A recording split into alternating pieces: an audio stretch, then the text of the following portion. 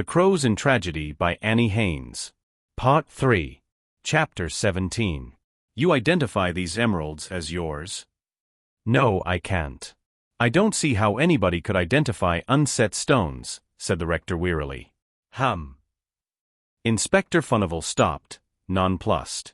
But these exactly answer to the description that has been circulated, that you yourself supplied to the police. Mr. Collier's face looked drawn and gray as he turned the stones over with the tip of his finger. Yes. But emeralds look the same, and these seem to fit in their settings. I really can't say anything more definite. I thought mine were larger. The inspector swept the emeralds in their wadded box into a drawer. Well, there is no more to be said. We shall have to rely on expert evidence as to identity. Unless, wouldn't it be possible that young Mr. Anthony might be able to help us? I should think it extremely unlikely, said Tony's father decisively.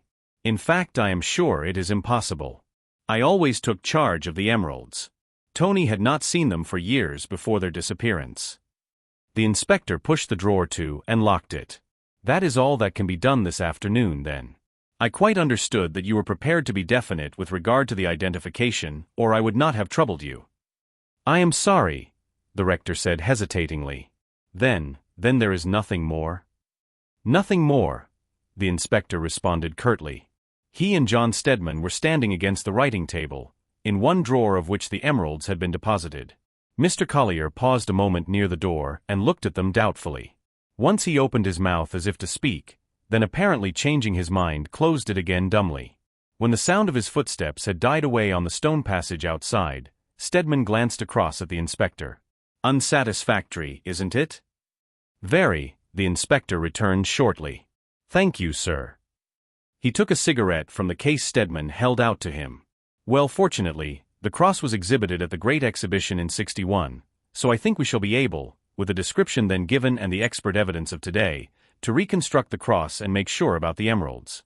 But what can be wrong with the rector? Is anything wrong with him? Stedman questioned in his turn as he lighted a match. He looks like a man who has had some sort of a shock, the inspector pursued. I wonder if it means that Mr. Tony had nothing to do with the loss of the emeralds, John Stedman said in his most decided tones. You can put that out of your mind. The inspector paced the narrow confines of his office in Scotland Yard 2 or 3 times before he made any rejoinder. Then as he cast a lightning glance at Stedman, he said tentatively, I have sometimes wondered what Mrs. Collier is like. Not the sort of woman to substitute paste for her own emeralds, Stedman said ironically. No use. You will have to look farther afield, Inspector. I am half inclined to put it down to the Yellow Gang, the inspector said doubtfully. But it differs in several particulars from the work of the Yellow Dog, notably the substitution of the paste. But well, there may have been reasons. Still his brow was puckered in a frown as he turned to his notebook. Now, Mr. Stedman, I have someone else for you to interview. He sounded his bell sharply as he spoke. Show Mr. Brunton in as soon as he comes, he said to the policeman who appeared in answer. He is waiting, sir. Oh, good. Let him come in. This Brunton, Mr. Stedman, is one of the late Mr. Betchcomb's younger clerks. I do not know whether you knew him. John Stedman shook his head. No, I have no recollection of any of the clerks but Thompson. He is with Carrington and Cleaver, who are carrying on Mr. Betchcomb's clients until, if ever, someone takes on the practice, pursued the inspector. And I should like you to hear a story he brought to me this morning. Almost as the last word left his lips, the door opened again and a lanky, sandy-haired youth was shown in. The inspector stepped forward.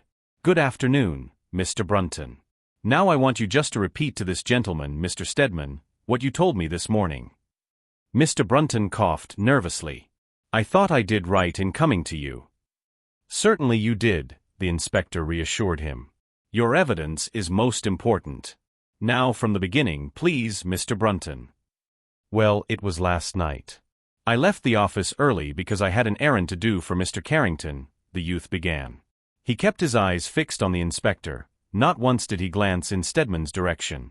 His hands twisted themselves nervously together. It took me some time longer than I expected, and it was getting late when I started home. You will remember perhaps, Inspector, that there was a bit of a fog here, but on the other side of the river where I had to go it was much worse, and the farther I went the denser it became. I got out of the bus at the Elephant, which is not far from my rooms, you know. He paused. I know. Go on, please. Well, I had to walk from there. There's no bus goes anywhere near. The fog was getting dangerous by then.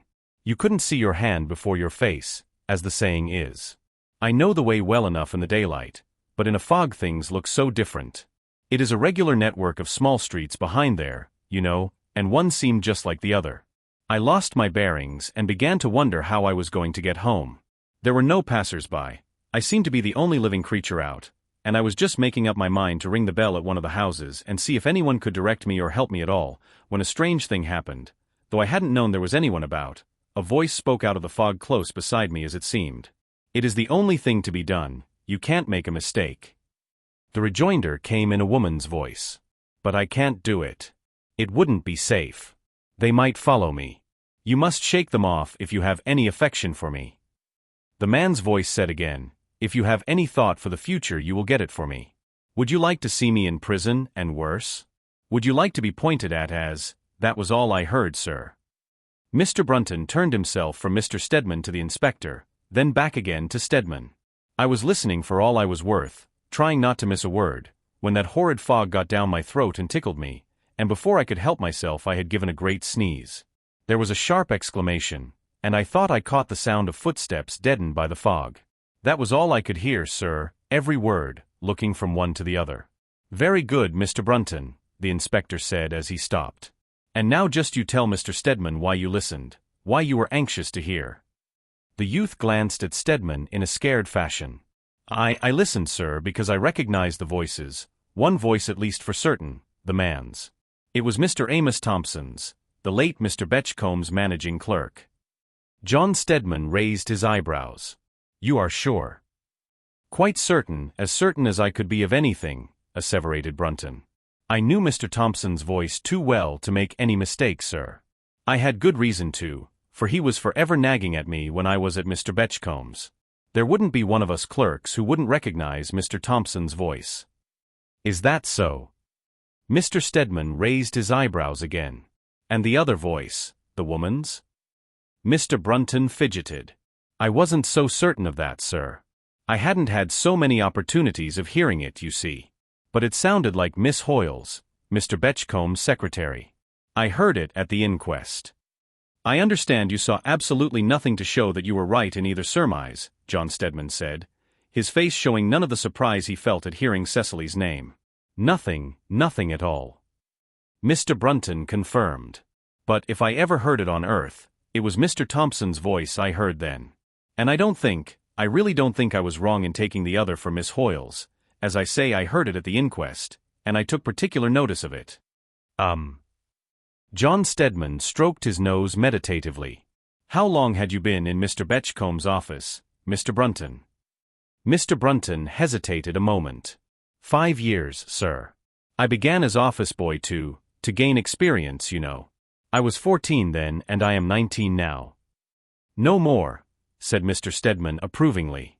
Mr. Brunton, who had looked distinctly depressed at the mention of his lowly beginning, began to perk up. And Mr. Thompson has been managing clerk all the time, the barrister went on. No, I don't think you could very well mistake his voice. But Miss Hoyle had only been a short time with Mr. Betchcombe, you say. You had not seen much of her? At the office, I mean, not the inquest. Not much, sir. Because she never came into our office. She always went into her own by the door next Mr. Betchcomb's room. Most of the clerks really did not know her by sight at all, let alone recognize her voice. But it was part of my job to go into Mr. Betchcomb's room with the midday mail, and more often than not she would be there taking down Mr. Betchcomb's instructions in shorthand. Very often, too, he would make her repeat the last sentence he had given her before he broke off. It was in that way I got to know her voice a little, for I never spoke to her beyond passing the time of day if we met accidentally, for she was always one that kept herself to herself, Mr. Brunton concluded, quite out of breath with his long speech. John Stedman nodded. Yes, you would have a fair chance of becoming acquainted with her voice that way. Better, I think, than at the inquest. The words that you overheard, I take it you reported as accurately as possible. Oh yes, sir. Mr. Brunton moved restlessly from one leg to the other. You see, I recognized Mr. Thompson's voice with the first words, and knowing how important it was that the police should find him, I listened for all I was worth. I take it from the words you have reported that Thompson had some hold over the girl, Mr. Stedman pursued. Had you previously had any idea of any connection between them? Mr. Brunton shook his head in emphatic negative. Not the least, sir. If you had asked me, I shouldn't have thought Mr. Thompson would have known Miss Hoyle if he had met her. And yet Miss Hoyle's portrait was found in Thompson's room, Mr. Stedman said very deliberately. One might say the only thing that was found there in fact. Was it indeed, sir? Young Brunton looked dumbfounded. Well, if they were friends, there was none of us in the office suspected it, he finished. And that was rather remarkable among such a lot of young men as there were at Luke Betchcomb's, remarked John Stedman. They generally have their eyes open to everything. Now as to where they were when you overheard them. You do not think you could recognize the place again? I am afraid not, sir. You see, the fog alters everything so. I seemed to have been wandering about for hours when I heard Thompson's voice, and it appeared to me that I walked about for hours afterwards before the fog lifted. When it did I was quite near home, but I haven't the least idea whether it meant that I had been sort of walking roundabout in a circle, or whether I had been further afield. Anyway, we shall have all that neighborhood combed out, interposed Inspector Furnival. If Mr. Thompson is in hiding anywhere there, I think that we may take it his capture is only a matter of time. I am much obliged to you, Mr. Brunton. I will let you know in good time when your evidence is likely to be required. Thank you, sir. With an awkward circular bow intended to include both men, Mr. Brunton took his departure. The inspector shut the door behind him. What do you think of that? I was surprised, Stedman answered. Surprised that they were not more careful, he went on. There is nothing more unsafe than talking of one's private affairs abroad in a fog. Buses and trains are child's play to a fog. The inspector smiled. Oh well, don't criminals always overlook something? Which reminds me, this came an hour ago. He handed a piece of paper to Stedman. The latter regarded it doubtfully. It had evidently been torn out of a notebook, and looked as though it had passed through several hands, for it was dirty and thumb-marked and frayed at the edges as though it had been carried about in someone's pocket. Across one corner of it were scrawled some letters in pencil. He put up his pince-nez and looked at it more closely. The few words scrawled across it were very irregularly and illegibly written in printed characters. After scrutinizing it for some time through his glasses, Stedman made them out to be, Wednesday night, 21 Burleigh Street, Limehouse. Chinkapin. What is to take place at 21 Burleigh Street on Wednesday night? He questioned as he laid it down. A meeting of the Yellow Gang, and I hope the capture of the Yellow Dog, the inspector answered pithily and optimistically. And this comes from... Stedman went on, tapping the paper with his eyeglasses. One of the gang. It is pretty safe to assume that sooner or later there will be an informer. You will be there? The inspector nodded. But we are taking no risks. The informer may be false to both sides. The house will be surrounded. Whole squads of men are being drafted to the neighborhood, a few at a time today. I fancy we shall corner the Yellow Dog at last. With this password I shall certainly get into the house and arrest the Yellow Dog. Then at the sound of the whistle the house will be rushed. I will come with you, said John Stedman. I fancy an interview with the Yellow Dog may be extraordinarily interesting. Chapter 18. I cannot live without you, Cecily. This bogey of yours shall not separate us. Surely my love is strong enough to help you to bear whatever the future can hold. Till the last hour of my life, I shall be your devoted lover, Tony. A momentary sensation of warmth and light ran through Cecily's cold frame as she read the impassioned sentences. Very resolutely, she had put Anthony Collier's love from her. She had told herself that she was a moral leper set far apart from all thoughts of love or marriage. It was not in the nature of a mortal girl to read such words and remain unmoved. She was sitting at her table in Madeline Betchcomb's private sitting room. As she finished reading her letter she made a movement as though to tuck it in the breast of her gown. Then, changing her mind, she tossed it into the very center of the bright fire on the hearth. At this same moment Mrs. Betchcombe came into the room. She glanced curiously at the paper just bursting into momentary flame. I wish you would not burn papers here, Miss Hoyle, she said fretfully. It does litter up the hearth, so, and there is a waste paper basket over there. I am very sorry, I quite forgot, Cecily said penitently. Mrs. Betchcombe, this is a letter from Lady Chardgreen. She wants you to go to them for a weekend, the 3rd or the 10th if that would suit you better. They will neither of them suit me at all, Mrs. Betchcombe said decisively. You can tell her so. I wonder whether she would feel inclined to go about weekending if her husband had been cruelly murdered. Cecily shivered as she took up the next letter. This is from Colonel Chalmers. He has just returned to England and— I don't care what he has done, Mrs. Betchcombe interrupted. I really only came in to tell you that I do not feel well enough to attend to letters or anything else this morning. So you need not stay, it will give you a little more time to yourself. Thank you very much. Cecily hesitated. But can I not do anything for you, Mrs. Betchcombe? Perhaps if your head is bad again, you might let me read to you. No. I could not stand it. It would drive me mad, Mrs. Betchcombe responded, with the irritability that was becoming habitual with her. No, when I feel like this, I must be alone. I mean it. Cecily was nothing loath to leave her work and go out into the air. It was a lovely day. The sky was blue as Londoners seldom see it, tiny fleecy clouds of white just floating across it emphasizing the depth of color. Spring seemed to be calling to the youth in her to come into the country and rejoice with a new life that was springing into being everywhere. And Cecily must go to Burford. She had intended to go when her day's work was over, but now she could start at once. Like a great black thundercloud over the brightness of the day, the thought of Burford and of her errand there overhung everything. She made up her mind to take the first train down and get the thing over. She made her way to the station at once. Trains to Burford ran frequently, and she had not long to wait. She occupied the time by getting a cup of tea and a bun in the refreshment room, but though she had had nothing but a piece of dry toast for her breakfast, she could not eat. She only crumbled the bun, one of the station variety, while she drank the tea thirstily. She did not notice that a shabbily dressed small boy who had been loitering outside the house in Carlsford Square had dogged her steps to the station and now sat reading a dilapidated copy of Titbits outside on the seat nearest the refreshment room. The station for Burford was soon reached. Cecily, who was fond of walking, made up her mind to walk to Rose Cottage instead of taking the shabby one-horse cab that stood outside the station, but she was out of practice and she was distinctly tired when she reached her destination. The housekeeper received her with evident amazement. Miss Hoyle. Well, I never. And I have been expecting your pa down every day this past week. Well, I have come instead, you see. I hope I am not a dreadful disappointment, Cecily said, calling up a smile with an effort as she shook hands. She did not know much of Mrs. Y, and what little she did know she did not much like, but she knew that the woman had been a long time with her father, and felt that it behoved her to make herself pleasant. The housekeeper held open the sitting-room door, and Cecily walked in and sat down with an air of relief. My father has been ill, Mrs. Y. That is why he has not been down here lately. He is much better now, and I am hoping to take him to the sea soon to convalesce. In the meantime he wants some papers from the desk in his bedroom, and I have come to fetch them. I am very sorry to hear Mr. Hoyle has been ill, miss, and the woman really did look concerned. We have had several people here asking after him of late, and there is a lot of letters. But I never know where to forward them. I take it Mr. Hoyle will have been in a nursing home, miss. Oh yes.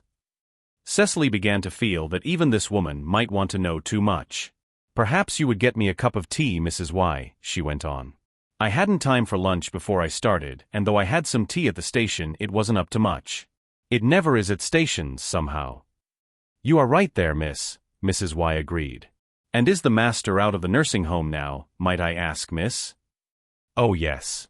He is with friends, Cecily said vaguely. Her color deepened as she spoke. The housekeeper's little eyes watched her curiously. Perhaps you would give me an address I could forward the letters to, miss. Oh, of course. Cecily got up. She could not sit here to be badgered by this woman who she began to feel was inimical to her. I will get the things my father wants, she went on. For I must catch an early train back. I do not want to be away longer than necessary. She went upstairs to the front bedroom, which she knew to be her father's. It was spotlessly clean and tidy, but it had the bare look of a room that has been unoccupied for a long time. The desk stood on a small table near the window. Cecily had the key, and the envelope for which she had come down was lying just at the top. A long, rather thin envelope inscribed 11260. Doubled up, it just fitted into Cecily's handbag. She pushed it in and shut it with a snap. Then she sat down in a basketwork chair near the open window. She really could not start back without some rest, and she was not anxious to encounter Mrs. Y again. As she sat there, her thoughts went back to Tony's letter, and though she told herself that nothing could come of it, the recollection of his love seemed to fall like sunshine over her, cheering and enveloping her. She was feeling more herself when her eyes, mechanically straying past the little garden with its ordered paths and flower beds, fixed themselves on the road that ran beyond. Suddenly they focused themselves upon an object nearly opposite the cottage gate. Slowly the color ebbed from her cheeks and lips, her eyes grew wide and frightened, the hands lying on her lap began to twitch and twine themselves nervously together. Yet at first sight there seemed nothing in the road outside to account for her agitation, just a heap of broken stones, and sitting by it a worn, tired-looking old tramp. Just a very ordinary-looking old man. Yet Cecily got up, and craning forward while keeping herself in the shadow as much as possible, tried to view him from every possible angle. Surely, she said to herself, it could not be the very same old man to whom she had seen John Stedman give a penny outside the house in Carlsford Square only that very morning. Yet try to persuade herself as she might, that it could not be the same, she knew from the first moment beyond the possibility of a doubt that there was no mistake. And that could mean only one thing, that she was being followed, that they suspected. What? She began to shiver all over. Then one idea seemed to take possession of her. Almost she could have fancied it had been whispered in her ear by some outside unseen agency. She must get back to town without delay, by the very next train. She must take that mysterious envelope to its destination at once. She ran downstairs. Mrs. Y was laying the table. I thought maybe you would relish a dish of ham and eggs. Butcher's meat is a thing we can't come at out here at the end of the week, not unless it is ordered beforehand. Oh no. Please don't trouble to cook anything. I will just have a bit of bread and butter. Indeed I would rather, Cecily protested. I find I must get back again as quickly as possible. I have forgotten something in town. She sat down and drawing the plate of brown bread and butter towards her managed to eat a piece while she drank a cup of the strong tea Mrs. Y poured out for her. It isn't any use your hurrying, the housekeeper babbled on. You will have plenty of time to make a good meal and walk slowly to the station and still have time to spare, before 8 o'clock. Ah, but I want to get the 6:30, Cecily said quickly. I shall have time if I start at once, I think. You might, but then again you might not, Mrs. Y said in a disappointed tone. The hour's gossip to which she had been looking forward was apparently not coming off. You would save a few minutes by taking the footpath at the back, she added honestly. You cut off a good bit past Burford Parish Church that way. The back. Cecily's heart gave a great throb. Would she be able to escape that watcher in the front after all? Do you mean at the back of this cottage? She questioned. Dear me, yes, miss. It is a favorite walk of the poor master's. If you go out of the front you just go round the house. Or you can get onto the path by our back door and the little gate behind we use for bringing in coal and such like. I will go by the back please, Cecily said, standing up. No thank you, Mrs. Y, I really can't eat any more. And I will write and let you know how my father is in a day or two. She made her escape from a loquacious housekeeper with a little more difficulty, and sped quickly on to the path pointed out to her, clutching the precious handbag tightly to her side. She almost ran along the footpath in her anxiety to reach the station, and was delighted to find herself there with a quarter of an hour to spare. She bought her ticket and then ensconced herself in the waiting room in a corner, so that she could watch the approach to the station and find out whether the old beggar was on her track. As soon as the train was signaled she went out on the platform, and managed to find a seat in an empty carriage. It did not remain empty long, however. There were more people waiting for the train than she had expected. Evidently the 6.30, slow though it might be, was popular in Burford. The carriage, a corridor one, was soon full. Cecily took her seat by the window, clutching her handbag closely to her, and winding the cord tightly round her wrist. Opposite to her was a young, smart-looking man, who showed a desire to get the window to her liking which was distinctly flattering. Next to him sat a young woman, very pale and delicate-looking. Beyond her again was an elderly woman apparently of the respectable lodging-house keeper type. The other seats were occupied by a couple of working men, one with his bag of tools on his shoulder. Cecily, after one look round, decided that she was certainly safe here. She had brought a pocket edition of Keats's poems with her, and she took it out now and, opening the book at Isabella and the Pot of Basil, was soon deep in it. The man opposite was reading, the old lady beside him was sleeping, the two working men were staring at the flying landscape with uninterested lackluster eyes, half-open mouths and one hand planted on each knee. Cecily, after her unwanted exercise in the open air, felt inclined to sleep herself, but she remembered the contents of her bag and resolutely resisted the inclination of her eyelids to droop. Still, she was feeling pleasantly drowsy when they ran into the long tunnel between Rushley and Fairford. The man opposite her put down his paper and leaned across her to draw up the window with a murmured "Excuse me." At the same moment the light went out. There was a chorus of exclamations, a shriek from the old lady beside Cecily, something very like a swear word from the man opposite. In a trice he had lighted a match and held it up. "It is not much of a light," he said apologetically, "but it is better than nothing, and I have plenty to last to the end of the tunnel." Then he uttered a sharp exclamation. Cecily's eyes followed his. She saw that the old lady next her had slipped sideways, the pretty apple color in her cheeks had faded, that the pendulous cheeks had become a sickly indefinite gray. The man in the corner dropped his match and lighted another. He moved up the seat and struck another. "She has fainted," he announced. "In itself that is not serious, but I am a doctor and I should say she has heart trouble. She certainly ought not to travel alone." Already they were getting through the tunnel. Cecily felt the old lady lurch against her and lie like a dead weight against her arm. The girl put out her other hand and held the helpless form tightly. As the light spread, the doctor leaned over and felt the woman's pulse. "She must be laid flat," he said briefly. "Will you help me?" He beckoned to the man at the other end, and between them they raised the woman and laid her down. Cecily unfastened a scarf that was twisted tightly round the flabby neck. The doctor's quick, capable fingers produced a pair of scissors from a case and cut down the woolen jumper in front. Then from a handbag he produced a tiny phial. From this he poured just one drop into the poor woman's mouth, while Cecily, by his directions, fanned her vigorously with a sheet of newspaper. By and by they were rewarded by signs of returning consciousness, and presently the patient opened her eyes and gazed round questioningly at the strange faces. Then she began to sit up and try to pull her jumper together with shaking fingers. "Did I faint?" she asked tremulously. I know it all went dark, and then I don't remember any more." "Don't try," advised the doctor. "Just rest as long as you can.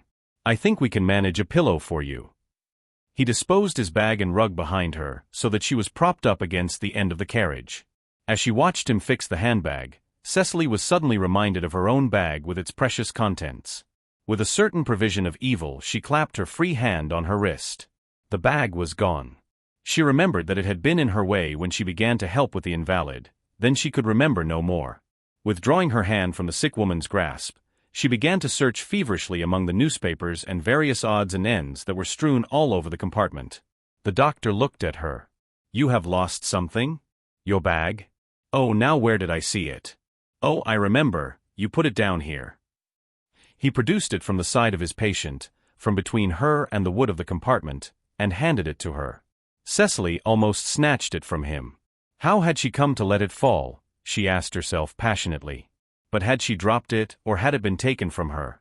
She fumbled with the clasp with fingers that were numb with fear. Yes. There it was, that mysterious packet, just as she had placed it, and with a sigh of relief she sat down again and leaned back. There was little more to be done for the woman who was ill. She lay quietly in her seat until they ran into the London terminus. Then Cecily leaned forward. "Will your friends meet you?" she asked gently. "Or can I help you?" The sick woman did not open her eyes. "I shall be met, thank you. Thank you all so much." Quite a crowd of porters, apparently beckoned by the guard, appeared at the door. The doctor smiled as he stood aside for Cecily. "You have been a most capable assistant." "Thank you." Cecily gave him a cold little smile of farewell as she sprang out. She hesitated a moment outside the station, then she beckoned to a passing taxi and gave her address at the Hobart residence. She was taking no further risks, and her hand held the handbag firmly with its precious contents intact until it had been safely locked up in her desk. Meanwhile, another taxi had flashed out of the station and bowled swiftly in the opposite direction to that which she had taken. In it were seated side by side the woman who had been ill in the train, now marvelously recovered, and the smart young doctor, while opposite to them there lounged one of the working men who had been sitting at the other end of the compartment. Half an hour later, Inspector Furnival, busily writing at his desk in his room at Scotland Yard, looked up sharply as there was a tap at the door. "Come in." The door opened to admit a man who bore a strong resemblance to the young doctor of the train, though in some subtle fashion a curious metamorphosis seemed to have overtaken him. To Cecily he had seemed to be all doctor, now, he looked to even a casual observer all policeman as he saluted his superior. The inspector glanced at him. "Any luck, Masterman?" For answer Masterman held out a piece of paper on which a few words were scrawled. The inspector drew his brows together over it. "Samuel Horsingforth," he read, Sta. Irica, Portugal. Then he looked up at his subordinate. "You have done very well, Masterman. This is really all that is essential." Masterman, well pleased, saluted again. "I thought it would be, sir. And it was really all we had time for. Miss Hoyle is not an easy nut to crack." Chapter 19. John Stedman was hard at work in Luke Betchcomb's study. He was finding his co-executor, the Rev. James Collier, of very little use. It was rumored that the rector had had a nervous breakdown. At any rate, it appeared impossible to get him up to town, and documents requiring his signature had to be sent to Wexbridge Rectory by special messenger. Stedman was cogitating over this fact in some annoyance and deliberating the advisability of applying for the appointment of another executor, when he heard the sound of a taxi stopping before the door, and looking up he saw Inspector Furnival getting out. He went into the hall to meet him. The inspector was looking grave and perturbed. "Have you heard?" he questioned breathlessly. "Nothing." Stedman answered laconically. "Mrs. Carnthwack was murderously assaulted this morning in her own carriage in one of London's best-known thoroughfares." "What?" The barrister stared at him in a species of stupefaction. Instead of answering, the inspector stepped back to the open door of the study. "One moment, please." But if to speak to John Stedman in private was his objective, he did not obtain it. Mrs. Betchcombe came quickly into the hall with Cecily Hoyle close behind her. "Inspector," she cried, "what is it? You have discovered my husband's murderer? I heard you say Mrs. Carnthwack." The inspector's face was very grave as he turned. Then he stood back for her to pass into the study. He did not speak again until they were all in the room. Then he closed the door and looked at Luke Betchcomb's widow with eyes in which pity was mingled with severity. "Mrs. Carnthwack has nearly shared your husband's fate, madam," he said very deliberately. "I think you must be convinced now of the absolute impossibility of the theory you have not hesitated to broadcast all along." "What do you mean?" Mrs. Betchcombe questioned sharply. The inspector spread out his hands. "As I was just telling Mr. Stedman, Mrs. Carnthwack was murderously assaulted and left for dead in her own carriage this morning, in circumstances which leave small doubt in my mind that the miscreant who attacked her was Mr. Betchcomb's murderer." "I do not believe it." "The Carnthwacks, one of them, murdered my husband," Mrs. Betchcombe said uncompromisingly. "I have the strongest possible—" She was interrupted by an odd sound, a sort of choking gasp from Cecily. They all turned. The girl was deathly white. She caught her breath sharply in her throat. It can't be true. I don't believe it. Why should he want to hurt Mrs. Carnthwack?" "Why should who want to hurt Mrs. Carnthwack?" the inspector counter-questioned. "Because, I don't know." "Oh, I know he didn't." Cecily accompanied this asseveration with a burst of tears.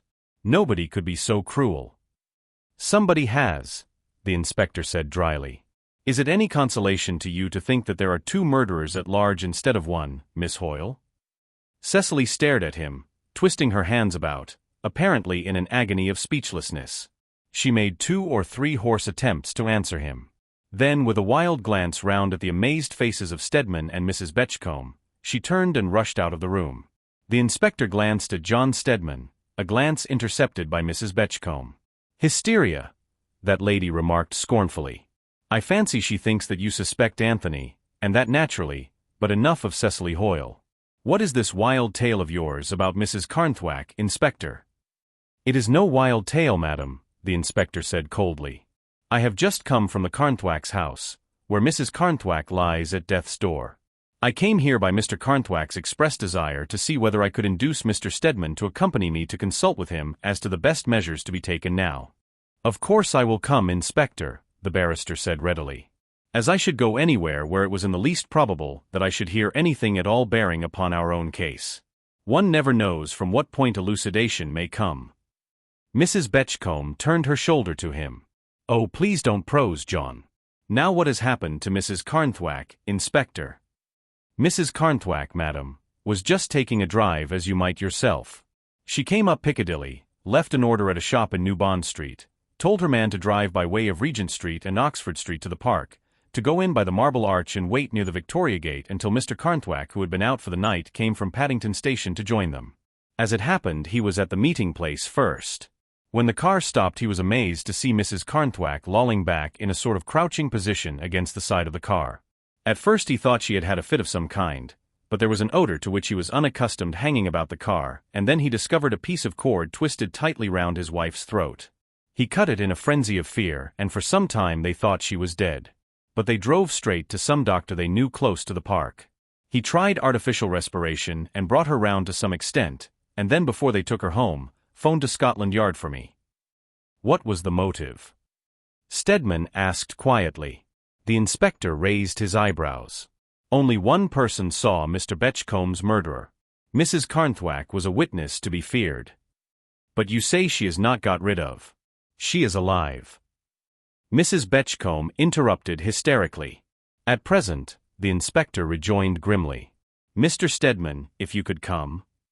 As I said before, Carnthwack is most anxious to have your advice with regard to what steps should be taken to discover the would-be murderer. And there is no time to be lost. I am at your service, Inspector. Stedman turned to the door. You shall hear further particulars as soon as possible, Madeline. In the taxi outside, John Stedman looked at the inspector. Is this the work of the yellow dog, Inspector? It is the work of Mr. Betchcomb's murderer, sir, the inspector replied evasively. You have some grounds for this conviction, I presume, John Stedman rejoined. At first sight it looks as though it might be an entirely independent affair. An attempt to steal any jewels that Mrs. Carnthwack might be wearing. Or her money. You wait until you have talked to Mrs. Carnthwack, sir. You won't feel much doubt as to her assailant's identity then. But is Mrs. Carnthwack able to speak? John Stedman questioned in great surprise. I understood from what you said. The inspector looked him full in the face and solemnly winked one eye. It suits our purpose that the outside world, and particularly Mrs. Carnthwack's assailant, should think her dying. But, as a matter of fact, when Mrs. Carnthwack had rallied from the effects of the strangulation, except that she feels weak and ill from the shock, she was practically as well as you or I. She is perfectly able to discuss the matter with us, though by my advice she is keeping to her own rooms, and it is being given out that she is still unconscious, lying between life and death. At No. 15 Blandon Square, they were received by Cyril B. Carnthwack himself. He was looking pale and worried, but he greeted John Stedman warmly. Say, this is all right of you, Mr. Stedman, he exclaimed. Come right away to my sanctum, and I will tell you what I can about this affair. He led the way to his study, a large room at the back of the house on the second floor. When they were inside, he locked and bolted the door, somewhat to Stedman's surprise. Now, he said, going to the opposite side of the room and unlocking another door, we are going right away to Mrs. Carnthwack, and you shall hear what she says, Mr. Stedman. The door he opened led into what was apparently his dressing room with a communicating door into Mrs. Carnthwack's apartments. In this a couple of women dressed as nurses were sitting. They rose. Furnival murmured. Female detectives to guard Mrs. Carnthwack. Even her own maid is not admitted. One of them opened the farther door and ushered them into Mrs. Carnthwack's room. In spite of Inspector Furnival's report, Stedman was surprised to see how well she looked. She was lying back in a capacious armchair. Some arrangement of lace concealed any damage there might be to her throat, and beyond the fact that she was unusually pale, which might have been put down to the absence of makeup, and that one side of her face was a little swollen, he would have noticed nothing unusual in her. He went forward with a few conventional words of sympathy. Carnthwack drew up 3 chairs and motioned to the other men to be seated. Now, honey, he said persuasively, you are just going to tell us all once more what happened this morning. I will do my best. Mrs. Carnthwack closed her eyes for a moment. It is such a horrible, ghastly thing. But I know that to let such a man be at large is a public danger. So I must tell you, though every time I speak of it, I seem to live through it again. Well, I left home this morning just as well as ever, Mr. Stedman. And really you wouldn't have thought I could be in any danger in my own car with 2 men on the front, now would you? I certainly should not, John Stedman agreed. Such a thing never entered my head, Mrs. Carnthwack went on. But first, perhaps, I had better say that I wore no jewelry that could possibly attract anybody's attention. None at all, in fact, but my wedding ring and the diamond half-hoop that was my engagement ring, which I have worn as a keeper ever since. I haven't even worn my pearls out of doors lately, because I thought it best to be on the safe side. Well, I went to my tailor's in New Bond Street. It was an awful bother getting there, because as you know Bond Street is up, any street you want to go to is always up, and we had to go very slow in the side streets because all the vehicles which turned out of Bond Street were crowding up in the narrower streets, and the traffic was generally disorganized. I was just hoping we should soon get out of the crush when the door of the car was opened and a young man got in. In that first moment I was not really frightened, for he looked like a gentleman and smiled quite pleasantly. "1 minute, please," Stedman interposed. "In what street were you now?" "I don't know. I didn't notice. We didn't seem to have left New Bond Street very long." I really thought for the moment in a half-bewildered way that he must be someone I had known very well in the old days when I was in England, and who had altered, grown as it were. He sat down opposite me. "I see you don't know me," he said in quite a cultivated voice, "and yet it is not so very long since we met. Isn't it?" I said. "No, I don't seem to remember you. Where did we meet?" With that I put out my hand to the speaking tube, for I was beginning to think that all was not right. But he was too quick for me. He caught both my hands in his, then managing somehow to hold them both in one of his, he sprang across and sat down beside me. I struggled, of course, and tried to call out, though I wasn't so awfully frightened, not at first, for it seemed unthinkable that I should really be hurt there in my own car in the broad daylight. But when I opened my mouth to cry out, he stuck something into my mouth, something that burned and stung. Then in that moment I knew him for Luke Betchcomb's murderer, I mean. I struggled frantically, but he was putting something round my neck, pulling it tighter and tighter. I couldn't breathe. And then I knew no more till I was coming round again, and my husband and the doctor were with me. She stopped and put up her hands to her neck, as if she still felt that cruel strangulating grip. Cyril B. Carnthwack's face looked very grim. "That guy will have something round his own neck soon, I surmise. Something he won't be able to get rid of, either." John Stedman and the inspector had both taken out their notebooks. The former spoke first. "You say you know your assailant to be the murderer of Luke Betchcombe. Will you tell us how you recognized him?" Because that day when I was talking to the man whom I thought to be Mr. Betchcombe, whom we now believe to have been the murderer, I noticed his hands. He kept moving them over the table in and out of the papers in a nervous sort of way, and I saw, Mrs. Carnthwack's voice suddenly failed her. She shrank nervously to the side of the chair. "You are sure no one can hear me, Cyril?" He sat down on the side of her chair. "Dead certain, honey. Come now, get it off your chest and you will feel ever so much better." "And be ever so much safer," Inspector Furnival interposed. "As long as you only know this secret, Mrs. Carnthwack, Mr. Betchcomb's murderer has a solid reason for wanting to destroy the one person who can identify him. But once this knowledge is shared with others, the reason disappears. If Mrs. Carnthwack is disposed of and there remain others who share her knowledge, he is none the safer. You see this, don't you, madam?" Yes. "Of course I do," she assented feverishly. "I wish now I had spoken right out at once.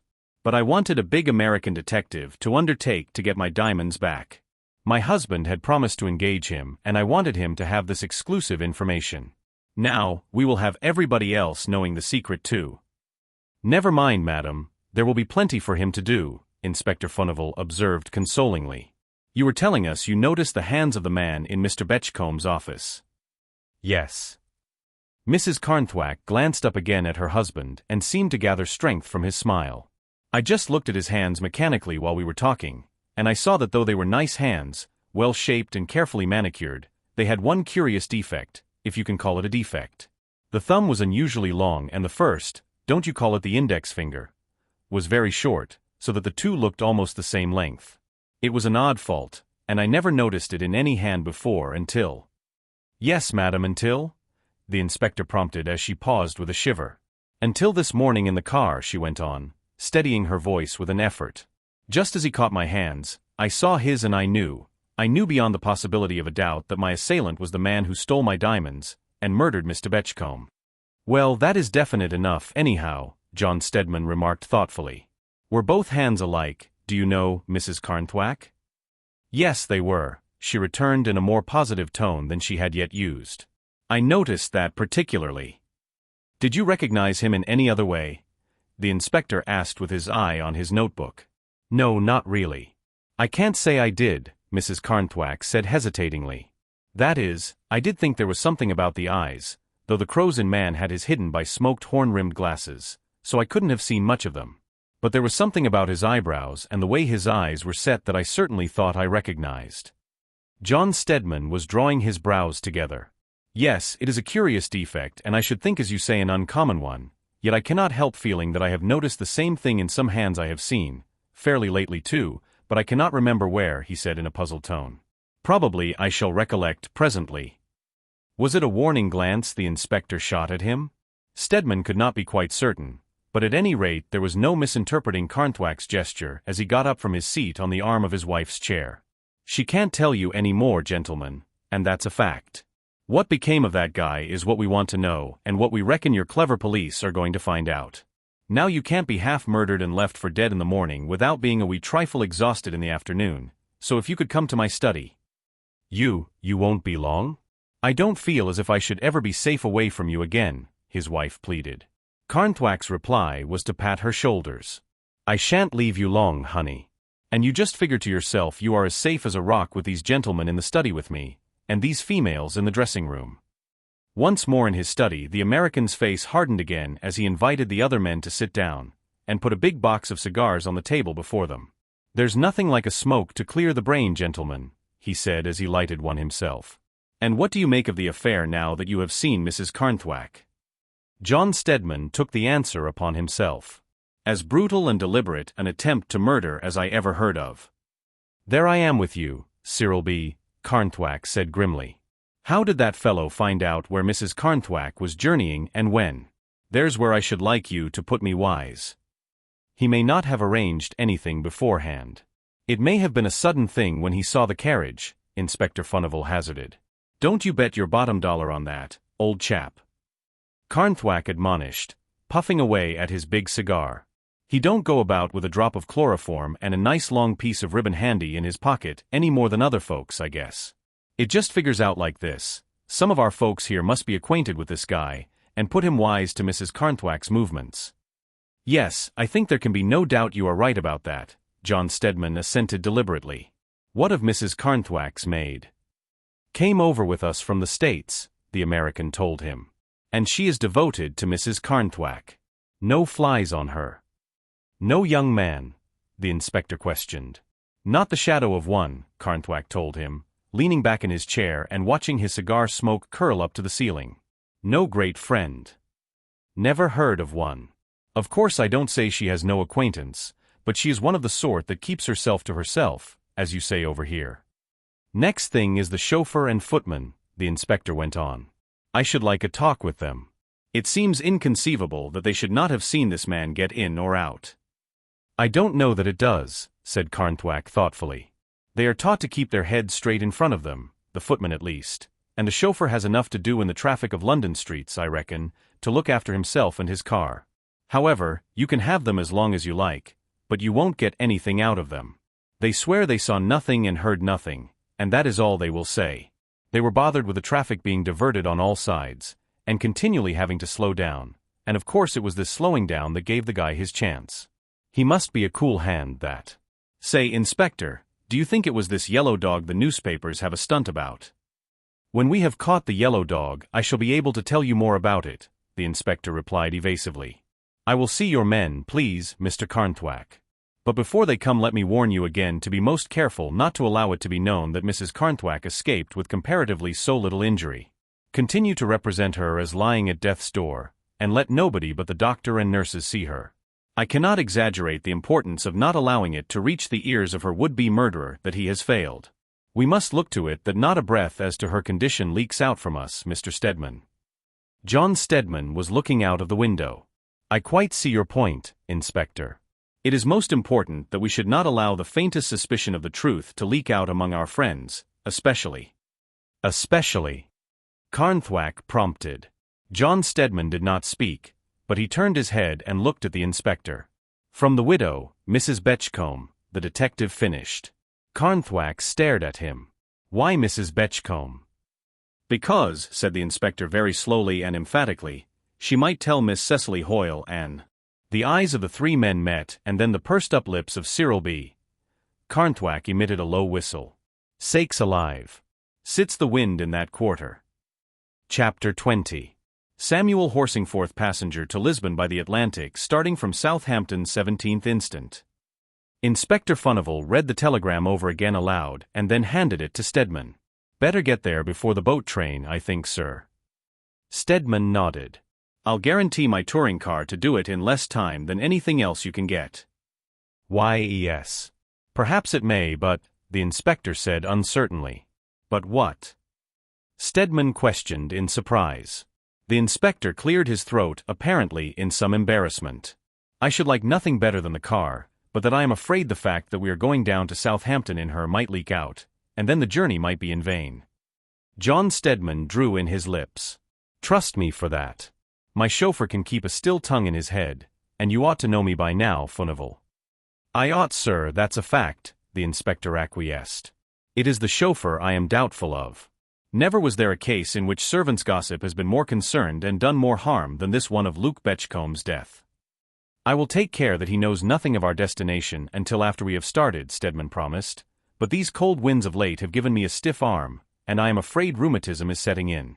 It is the right arm too, confound it. Of course it might last the journey to Southampton all right, but it might not, and it wouldn't do to risk a failure. No, we can't afford a failure, the inspector said briskly. The car then, sir, and you will take all precautions.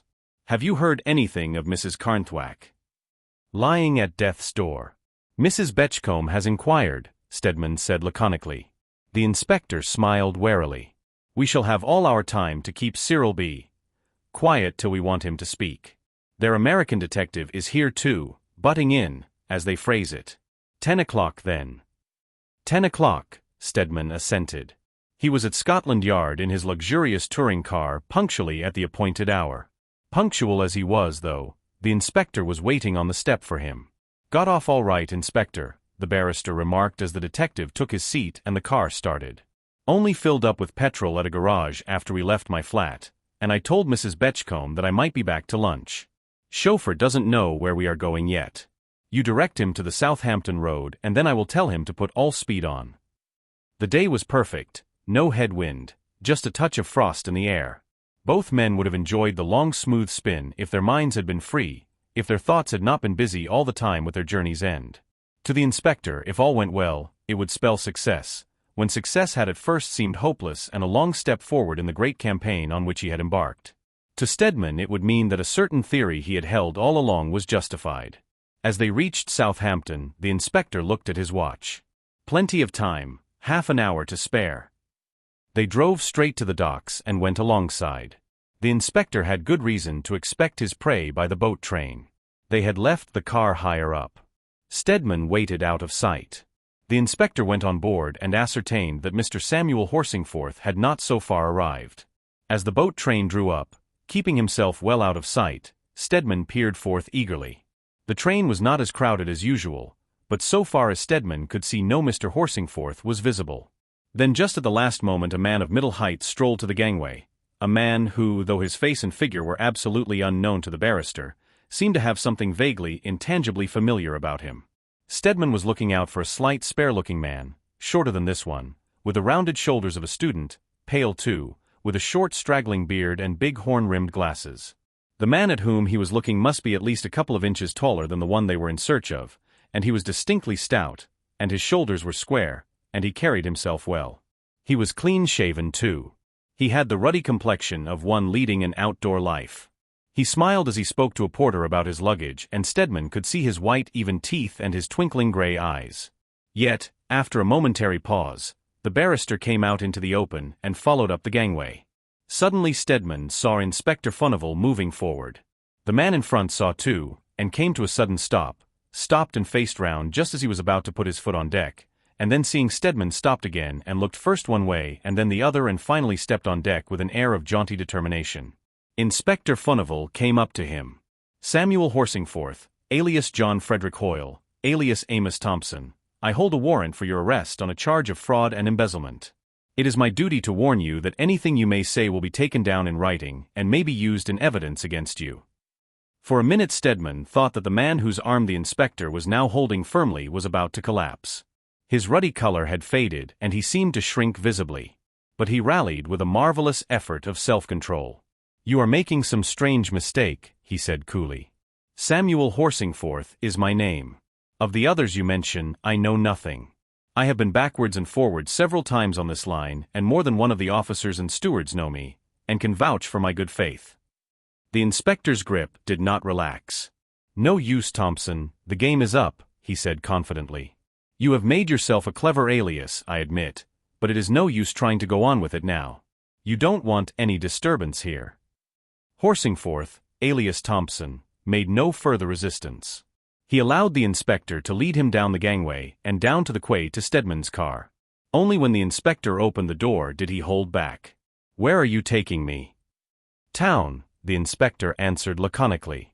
"You will be able to consult a solicitor when you get there, if you want to," he added. Thompson said no more. He seated himself by Stedman, the inspector opposite. As they started, another car, which had quietly followed the first from Scotland Yard, at a sign from the inspector fell in behind. Until they had left Southampton and its environs far behind, none of the three men spoke. Then Thompson, who had been sitting apparently in a species of stupor, roused himself. "How did you find out?" he asked. "What made you suspect?" "A photograph of your daughter, that you had overlooked," the inspector answered. "You had provided yourself with a second identity very cleverly, Mr. Thompson. If it had not been for Mr. Betchcomb's murder, you would probably have succeeded." "I had nothing to do with that," Thompson interrupted with sudden fire. "I swear I had not. Mr. Betchcombe was alive and well when I left the offices. I was never more shocked in my life. You might have knocked me down with a feather when I saw in the paper that he had been murdered, and that I was wanted on suspicion as having murdered him." "Umph." The inspector looked at him. "You are a solicitor, or next door to one, Mr. Thompson, I believe. You ought not to need a bit of advice I am going to give you now. As I told you, you will be at liberty to see a solicitor as soon as we reach London.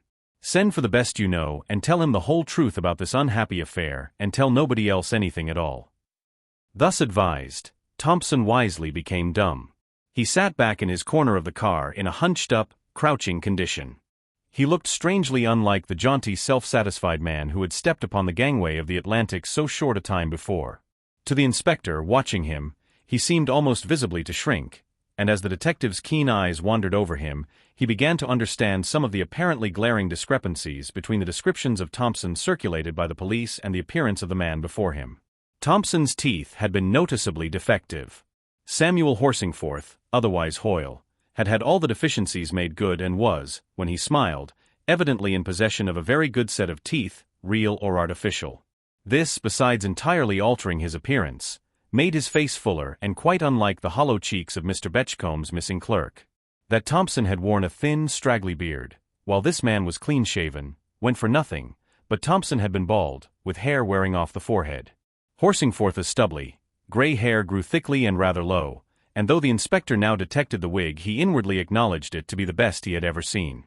Then, too, Thompson had been thin and spare, and though looking now at the man hunched up in the car one might see the padding on the shoulders, and under the protuberant waistcoat over which the gold watch chain was gracefully suspended, altogether it was not to be wondered at that Thompson had been so long at large.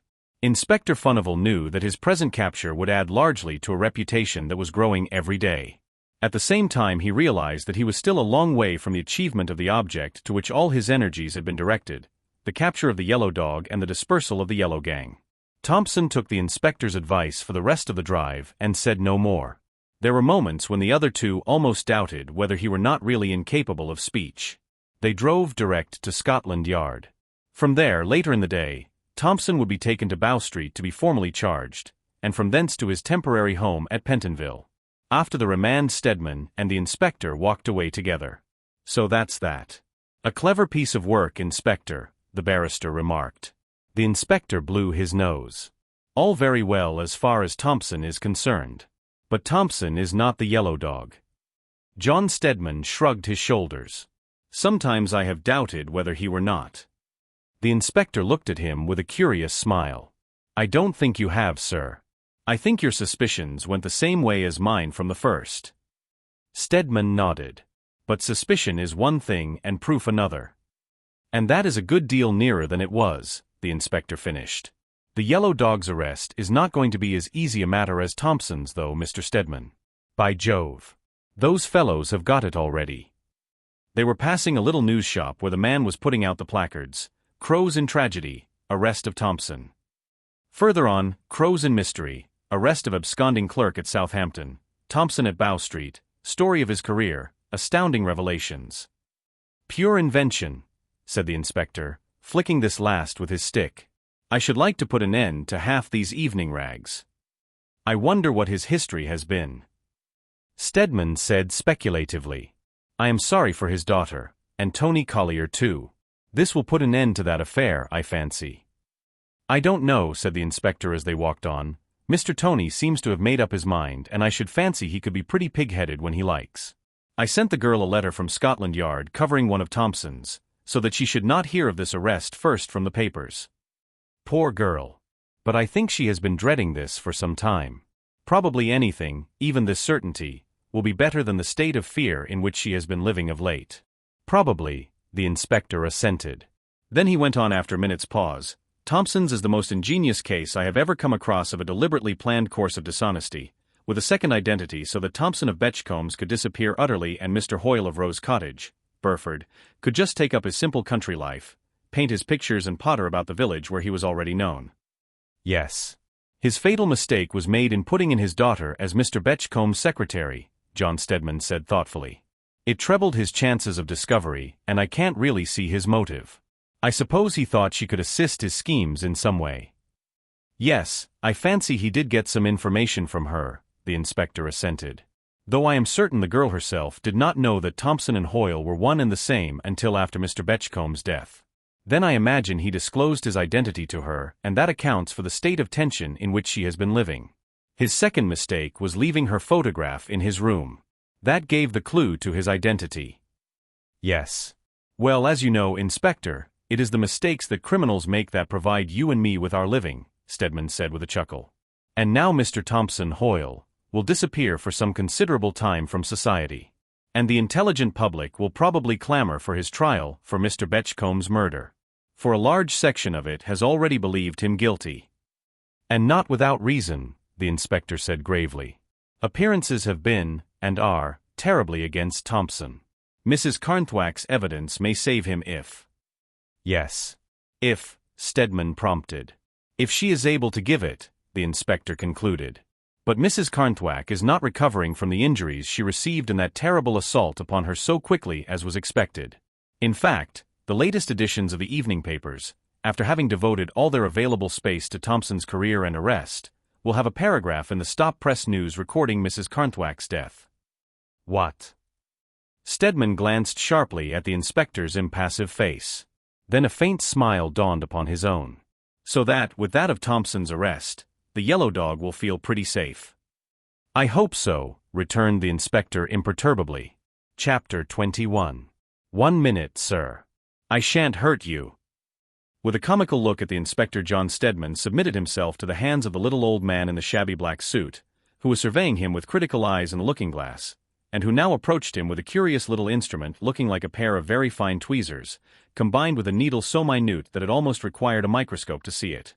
They were in a small room at the back of a little shop in Soho, whither the inspector had conducted John Stedman, and where the former had already undergone a curious metamorphosis. The presiding genius of the establishment was this little old man with an oddly wrinkled face that reminded Stedman of a marmoset, and with pale gray eyes that were set far apart, and that seemed to stare straight at you and almost through you, with as little expression as a stone. The room was odd-looking as well as its master. It had very little furniture in it. Nothing on the wall but the big looking-glass that ran from floor to ceiling, and occupied the greater part of one side. 2 tables stood near, and a very old worm-eaten escritoire was by the window. There were 4 chairs in the room, all of the plain Windsor variety, one standing right in front of the mirror, differing from the others only in that it had arms and an adjustable head. Inspector Furnival had just been released from its clutches, and now John Stedman was taking his place. A huge enveloping sheet was thrown over him, a brilliant incandescent light was focused upon him, and the queer little marmoset face, with a big curiously made magnifying glass screwed into it, was submitting him to an anxious scrutiny. I shall not hurt you, the soft, caressing voice with its foreign intonation repeated. Just a few hairs put in, and Monsieur's best friend would not know him. Stedman thought it very likely his best friend would not as he glanced back at the inspector. But now the lean yellow fingers were at work. From the angle at which the headrest was fixed, the barrister could not see what they were doing, but they were pinching, prodding, stabbing. It seemed to him that they would never stop. At last, however, the tweezers were thrown aside and he felt little tiny brushes at work, dropping moisture here, drying it up with fragrant powder. Monsieur's teeth, the foreign voice said with its sing-song intonation. Stedman shrugged his shoulders as he took a plate from his mouth and dropped it into the finger bowl held out to him. Ah, all the top. That is gut, very gut. Something soft and warm was pressed into his mouth, pushed up and down until at last it felt secure. Then, with a satisfied sigh, the yellow fingers raised the headrest. The little man stood back, the marmoset face wrinkled itself into a satisfied smile. I hope that Monsieur is pleased. Stedman, as he faced his reflection, thought that it was not a question of his best friend, but that he himself would not have recognized the image he saw therein. The shape of the eyebrows had been entirely altered. They now slanted upwards, while a clever disposition of lines and hairs made the eyelids themselves appear to narrow and lengthen. His hair, thin in front and near the temples for many a long day now, had actually disappeared, and the enormously broad high expanse of forehead was furrowed with skillfully drawn lines, and like the rest of his face of a greenish-grayish color. The nose had become thinner in a mysterious fashion, the bridge had grown higher, the nostrils had widened. But the greatest change was in the mouth. The lips were thicker, more sensual-looking. Then, in place of Stedman's perfectly fitting artificial teeth were several projecting yellow fangs with hideous gaps between. Altogether the effect of a particularly unprepossessing, partially anglicized Oriental. As the English talk, your own mother would not know you, eh? The silky voice questioned anxiously. And John Stedman, smiling in the curiously stiff fashion which was all the alterations would allow, said that he was sure she would not. Both he and Furnival donned queerly designed overcoats that looked more like dressing gowns than anything else, and soft hats. As they made their way through the streets with their hands folded in front and hidden by their wide sleeves, their eyes masked in blue spectacles, their heads turned neither to the right nor left, no one would have suspected their disguise, no one would have taken them for Englishmen. They got into a taxi and the inspector gave an address not far from Stepney Causeway. Once safely inside, he handed Stedman an automatic pistol and a police whistle. For emergencies, he said shortly. I don't fancy we shall have to use them, but the police are all round the house. At the sound of the whistle, they will rush the place.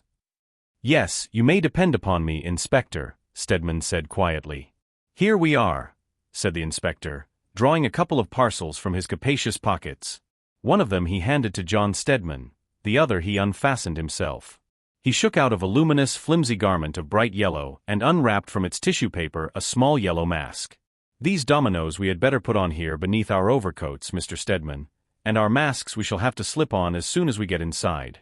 John Stedman was surveying his with some amusement. Certainly, we shall look like yellow dogs ourselves. You have had the cordon drawn all round as I suggested, Inspector. It is as narrow as can be, sir. They will almost be able to hear what we say. Oh, I am taking no risks.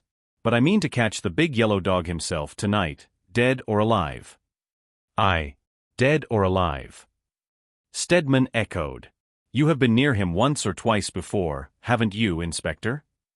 Not so near as I shall be tonight, the inspector retorted. They had no time for more. The taxi stopped and they got out. The inspector paused to give a few low-toned directions to the cabman, then he led the way down a side street. From this there seemed to Stedman to spread out in every direction, a perfect network of narrow streets and alleys. It was a veritable maze and the barrister would have been utterly bewildered, but the inspector apparently knew his ground, as he wound himself in and out with an eel-like dexterity. At last, however, he slackened his steps and then, side by side, he and Stedman made their way over the ill-kept, ill-lighted pavement. More than once the barrister heard a faint cheeping sound issue from the inspector's lips. Although he heard no response, he knew that the cordon that the detective had spoken of was in its place.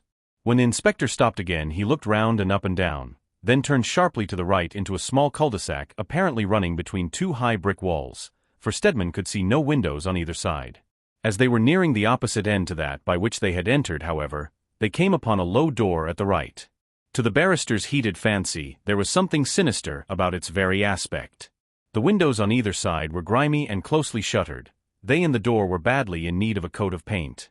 What there was on it was blistered, and so filthy that it was impossible even to guess at its original color.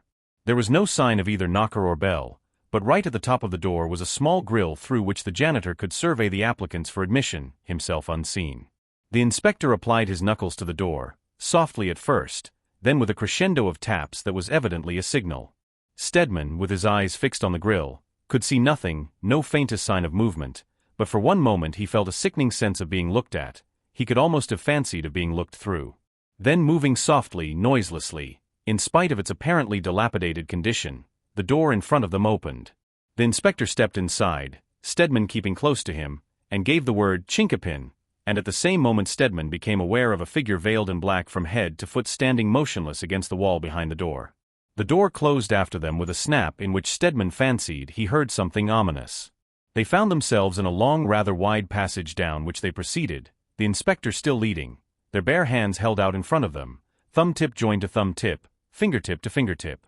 On the door at the end of the passage the inspector knocked again so softly that it seemed impossible that he should be heard.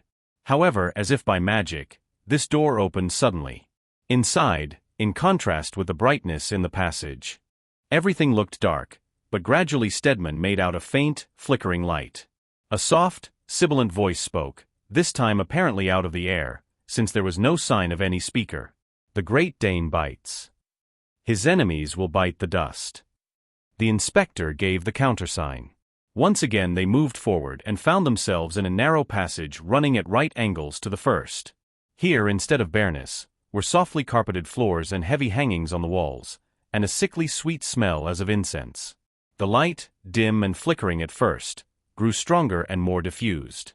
Stedman saw that the passage in which they stood served as an antechamber or vestibule to some larger room into which folding doors standing slightly ajar gave access. They were not alone, either. At a sign from the inspector Stedman had donned his yellow mask. In another moment shadowy hands had relieved him of his coat and were gently pushing him forward, and he saw faintly that there were other yellow-clad forms flitting backwards and forwards.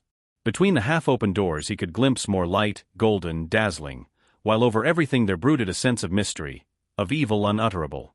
In that moment there came over John Stedman a certainty of the danger of this enterprise to which they stood committed, and brave man though he was he would have drawn back if he could. But it was too late. With one hand beneath his yellow domino clutching his automatic firmly, he paced by the inspector's side into the golden room.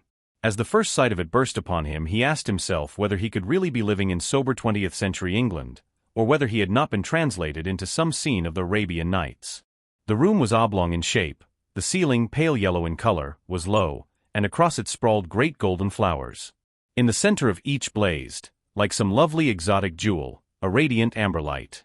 The walls of this extraordinary room were paneled in yellow too, and round about them were ranged 12 golden seats. 10 of them were occupied by figures, masked and dominoed as he and the inspector were. The 2 seats at the end of the room nearest to them were unoccupied, while at the opposite end stood a raised dais, also of gold. An empty golden chair, looking like a throne, stood upon it. Right in the middle of the room stood a great mimosa in full bloom, its powerful fragrance mingling with that other perfume that Stedman had sensed before.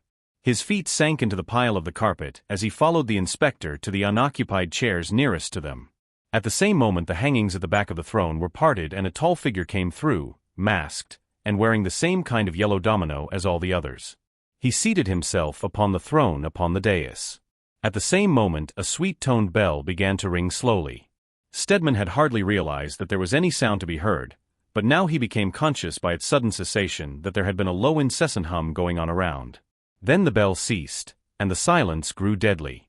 The very immobility of those yellow figures began to get on John Stedman's nerves, though up to now he would have denied that he possessed any. His eyes were fixed upon that figure in the chair on the dais. Silent, immobile it sat, hands joined together in front like those of every other figure in the room, but in these hands there was a curious defect. The thumb was extraordinarily long, the first finger short, so that they looked to be of the same length. And, as Stedman noticed this, his fingers clutched his revolver and felt the cool metal of the police whistle. Of what use was it, he asked himself, for surely no sound could reach the outside world from this terrible room. Suddenly he became conscious of a very slight movement close to him. Had the inspector moved? He wondered as he glanced round. And then the arms of his chair seemed to contract and lengthen. He felt himself gripped in a vice. Now he knew that the danger he had felt was upon him. He saw the inspector at his side begin to struggle violently. Desperately he tried to bring out his revolver. He was powerless, caught as in a vice. Some hidden mechanism in those chairs had been released. Arms and legs were held more firmly than human hands could have held them. An oath broke from the inspector's lips as he realized the nature of the trap in which they were caught. But there came no answering sound from those waiting, motionless, yellow figures on every side. Their very immobility seemed only to render the position more terrible. And then at last the silence was broken by a laugh, a wicked, malicious laugh, the very sound of which made Stedman's blood run cold in his veins. Chapter 22. The laughter ceased as suddenly as it had begun, and, as if by a concerted signal, every light in the room went out. A voice rang out, Stedman fancied from the figure on the dais. "Arms up. Inspector. Arms up. Mr. Stedman." Then another ripple of that horrible laughter. "Ah, I forgot. Our wonderful chairs make all such commands a superfluity. And so, Inspector, you're going to have your wish. You're going to meet the yellow dog at last. But I greatly fear that when that interview is over you will not be in a position to make your discoveries known to that wonderful Scotland Yard, of which you have been so distinguished a member." The emphasis on the have been was ominous. But there was no fear in the inspector's voice as it rapped out. "Be careful what you do, yellow dog. He laughs best who laughs last. I warn you that this house is virtually in the hands of the police." "Is that so, my dear inspector?" There was another laugh, but this time John Stedman fancied there was some subtle change in the quality. "But I rather think the police do not know where this house ends, and those of others begin. Shall I supply you with the names of the others?" "The police know more than you think, you dog," said the inspector daringly. "And less than they think," said the raucous voice mockingly, "or you and your friend would hardly find yourselves here, dear inspector." Damnation! Stedman knew that the detective was struggling fiercely from those clutching, enveloping arms. "In case, however, that there is just the thinnest substratum of truth in your statement, Furnival," the mocking voice went on, "perhaps we had better waste no more time but get on to business." The silvery bell tinkled again, the light was switched on. Stedman saw that all the golden chairs were empty, that there was apparently no one in the room with the inspector and himself but that figure on the dais. He saw that the inspector had given up struggling, and that by some means he had managed to tear the yellow mask from his face, which was unwontedly scarlet from his efforts to free himself. "Strip!" ordered that voice from the platform. In an instant a dozen hands had seized Stedman. It seemed that there were countless yellow-masked men in the room. He had not even been conscious of their coming, until he had felt them and those ruthless, yellow, claw-like fingers catching at him on all sides at once. The gripping arms of the chair had released him, but it was in vain that he sought to release himself. He was conscious, vaguely, that the inspector was fighting too. But neither the inspector nor Stedman was in fighting condition. Both of them were elderly men who in their young days had not been athletic, and their efforts now were hopeless. Their garments were rent from them, the contents of their pockets were passed to the man on the platform, who commented upon them sarcastically. "Automatics. Dear, dear. And you never had a chance to use them, either. Shows how differently things pan out to our anticipations, doesn't it, Inspector? And police whistles? If we were only to sound one, how the scene would change. You did not neglect any precautions, did you, Inspector?" And while the jeering questions went on, the grasping yellow fingers were going on too, until the prisoners stood mother naked before their tormentors, their bare limbs bound round and round with cords. "So now we come to grips," said the masked man, and this time Stedman thought he caught something faintly familiar, and one question that had troubled him of late was answered forever. "I hope you'll not be much inconvenienced by this return to a state of nature," the man on the platform went on. "I fear you may be rather cold, but it is unavoidable under the circumstances, and it will not be for long. Then I feel sure you will neither of you be cold any more. Now, Inspector." For a while John Stedman stood motionless, his short-sighted eyes peering at that yellow-clad figure. The inspector was swearing big, strange oaths. "You do look so funny, you know, Inspector," and this time Stedman could almost have fancied there was a feminine echo in that vile laughter. "And your language is too dreadful. But this outrage, as you call it, had to be. Clothes are so identifiable, as I am sure you have learnt in your wide experience, my dear Inspector. But now this conversation, interesting as it is, must end. And I think we must silence that unruly member of yours, Inspector." The silver bell tinkled sharply. In an instant those soft hands had seized the two men and gags were thrust into their mouths, and tied with cruel roughness. Then bandages were bound over their eyes and rougher, harder hands held their pinioned arms on either side and pulled them sideways. Stedman felt certain they were being taken out by the door by which they entered, and very carefully his trained legal mind was noting down every slightest indication of the direction in which they were being taken. A farewell laugh came from the platform. "So this is really goodbye. I do trust that your poor bare feet may not be hurt by the path along which you have to travel. But in case some injury should be unavoidable, let me assure you it will not be for long, that much sooner than you probably anticipate the pain will be over." Stedman could have fancied that there was something hysterical in that last laugh. But he had not time to think of it, to speculate as to the identity of the figure on the dais that the yellow domino and the mask concealed. He was being hurried along at a rate that did not give him time to raise his naked, shackled feet. They dragged helplessly along the stone pavement, for, once they had left that sinister yellow room, there were no carpets. 2 or 3 times Stedman felt wood and guessed they were being taken through rooms, and several times for a few paces there would be oilcloth. Once his knee was banged against something that he felt certain was the corner of a wooden chair, once a splinter ran into his foot. It was evident that either they were being taken in and out or that many of the houses in that neighborhood must have means of communication, and must necessarily be in the occupation of members of the Yellow Gang. At last there was a pause, a door was unlocked and they were pushed inside a room with bare plank floor.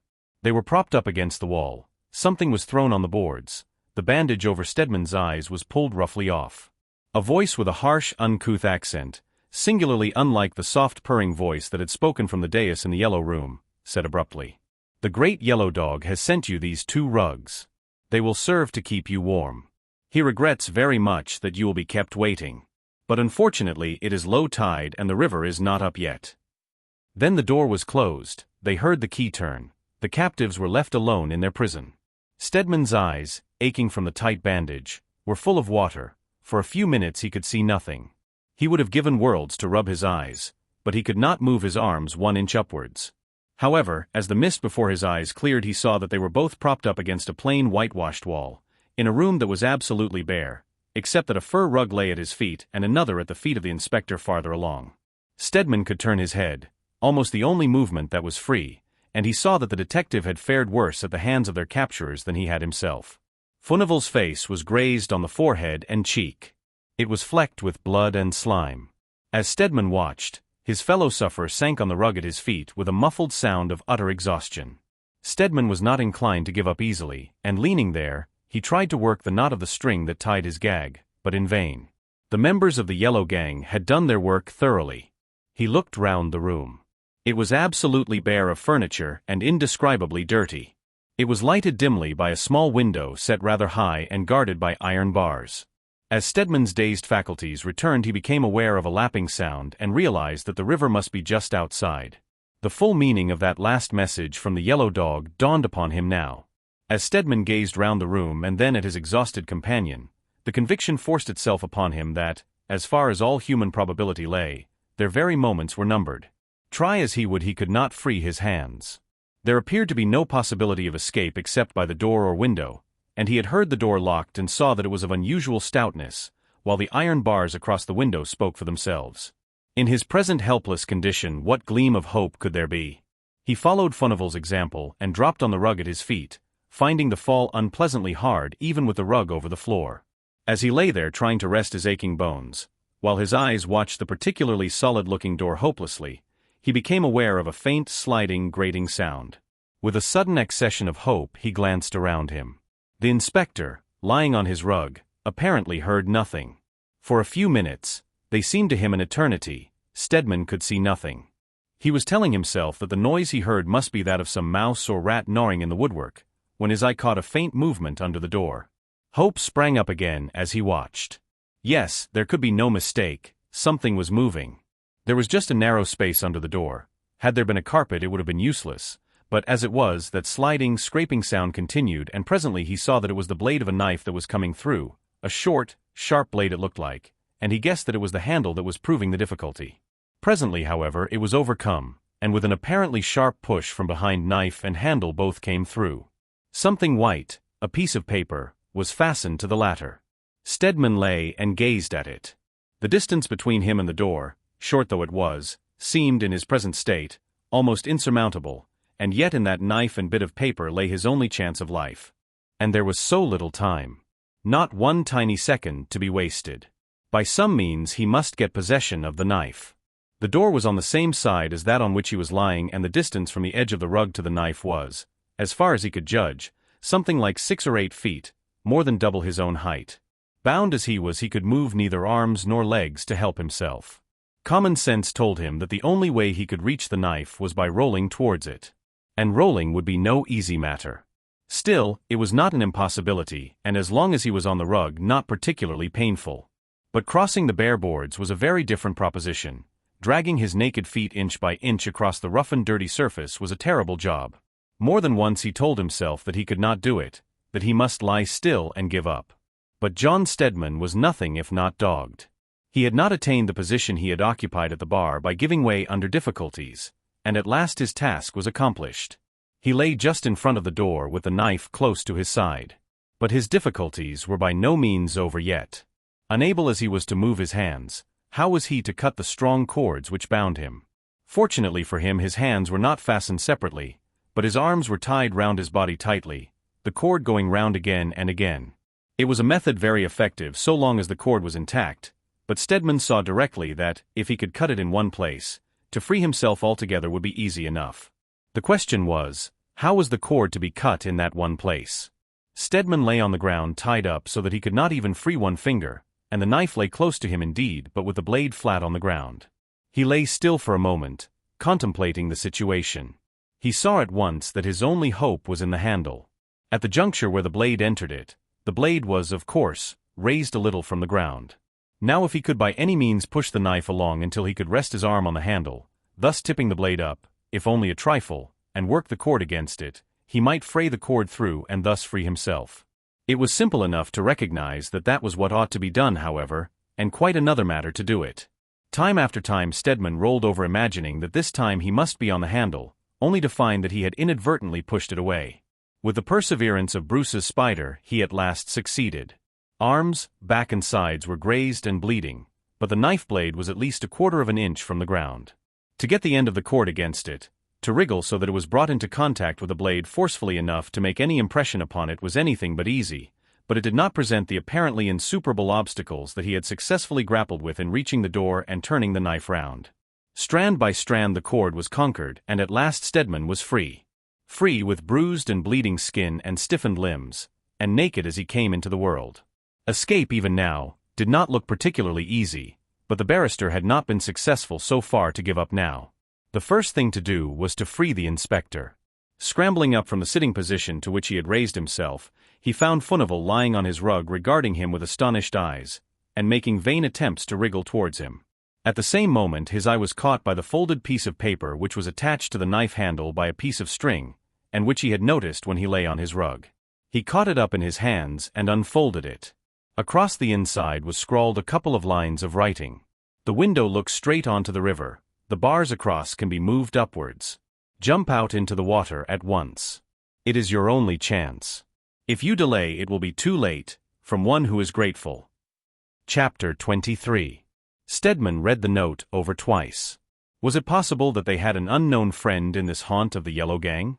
Or was it just another trap laid for them like the other communications that the inspector had received? However, there was no time for deliberation. He turned to the inspector, knife in hand. To cut the bonds that bound the detective was an easy matter, even for his stiffened hands, in comparison with the difficulty of freeing himself.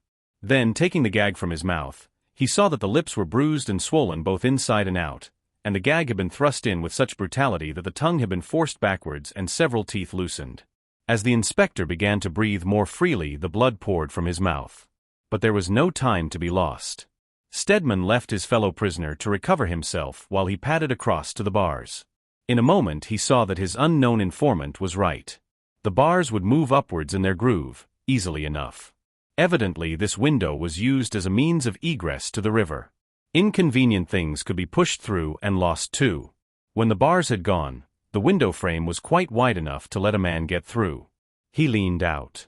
The moon was shining brightly, and he could see various small craft riding at anchor. As he spoke, he heard the splash of oars and realized that at all hazards they must get into the river while the boat was about. Therein lay their hope of safety. He turned to the inspector, who had just struggled to his feet. "Can you swim, Furnival?"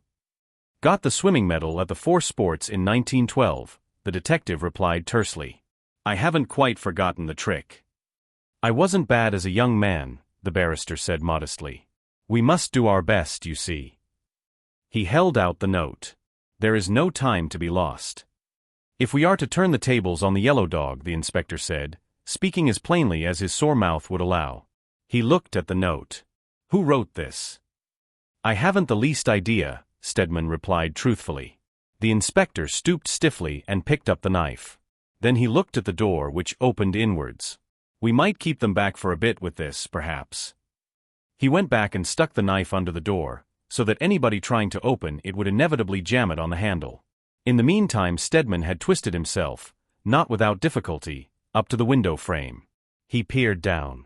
The water was still some distance below them, and it looked particularly dark and gloomy, but at any rate it was better than falling alive into the hands of the yellow dog. He tore the note into tiny fragments and let them fall into the river. Then he called out, "Come along, Inspector. Pile up the rugs.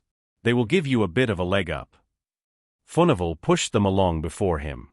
"Now, Mr. Stedman, are you going first?" "I suppose so," said the barrister dubiously. "You had better look sharp after me, Inspector. They may hear the first splash, and then—" At this moment they became aware of steps and voices in the passage. The inspector almost pushed his companion off and hoisted himself in his place on the window frame. Stedman had no time to dive. He went down, it seemed to him, with a deafening splash and a roar of churning paddles. The inspector came down at once almost on top of him. The water felt bitterly cold, but after the first shock it braced their jangled nerves. Its very cold was grateful to their bruised bodies. The two men came up almost together, and moved by the same impulse struck out for the middle of the river. The moonshine was lying like silver sheen on the surface of the water. Stedman realized that their heads must afford a capital target to any members of the Yellow Gang who were in the house they had left. The thought had barely formulated itself before a shot rang out and he felt something just rush by his ear and miss it. There came another shot and a groan from the inspector. Stedman realized that he was hit, but the injury must have been slight, for the inspector was swimming onwards. Meanwhile the shots were not passing unnoticed. From the small craft around, from the houses on the bank there came shouts. Lights were flashed here, there and everywhere. Stedman became conscious of a familiar sound, that of the rhythmic splash of oars working in concert. He trod water and listened. There came a gasping shout from the detective. "The police patrol from the motor launch down the river. They have heard the shots." He struck out towards the oncoming boat, Stedman following to the best of his ability. The inspector's shout was answered from the boat. It lay to and waited, and the two in the river could see the men in the boat leaning over, peering into the water. There came no more shots, but as the inspector swam forward, Stedman knew that the police boat had sighted them, and in another moment they were alongside. Willing hands were stretched out, and they were hauled up the boat's side. The inspector's first proceeding, as soon as he had got his breath, was to order the boat to lie to so that he might locate the house and if possible the window by which they had escaped. The police officer in charge looked at him curiously. It was evident that he resented the authoritative tone, and as he met his glance Stedman at any rate realized something of the extraordinary figures they must present to his eyes. Stark naked, bruised from head to foot, with faces bleeding and in the inspector's case swollen out of all recognition, they looked singularly unlike Inspector Furnival, the terror of the criminal classes, or John Stedman, the usually immaculately attired barrister. But they were being offered overcoats. As the inspector slipped into his, he said sharply, "Inspector Furnival, of the CID Scotland Yard." The police officer's manner underwent an instant modification. "I beg your pardon, sir. You have been conducting a raid down here." The inspector would have smiled if his bruised face had allowed him. "I fancy the raid has been rather the other way about," he said ruefully. "We have been trying to make some discoveries about the Yellow Gang, laying a trap for the yellow dog, but unluckily we fell into the trap ourselves, as you see. Now, will you give me a bit of paper, officer? I want to take the bearings of this place. It is evidently one of the outlets of the Yellow Gang." He looked across. On that side for quite a considerable distance the buildings abutted right on to the river. Farther along there appeared to be small boat-building plants, But just here there seemed to be only tall warehouses, and in almost every case the doors and windows were barred. Look as they would, neither Stedman nor the inspector could identify the building from which they had sprung, and curiously enough no one in the boat had seen them until they were in the water.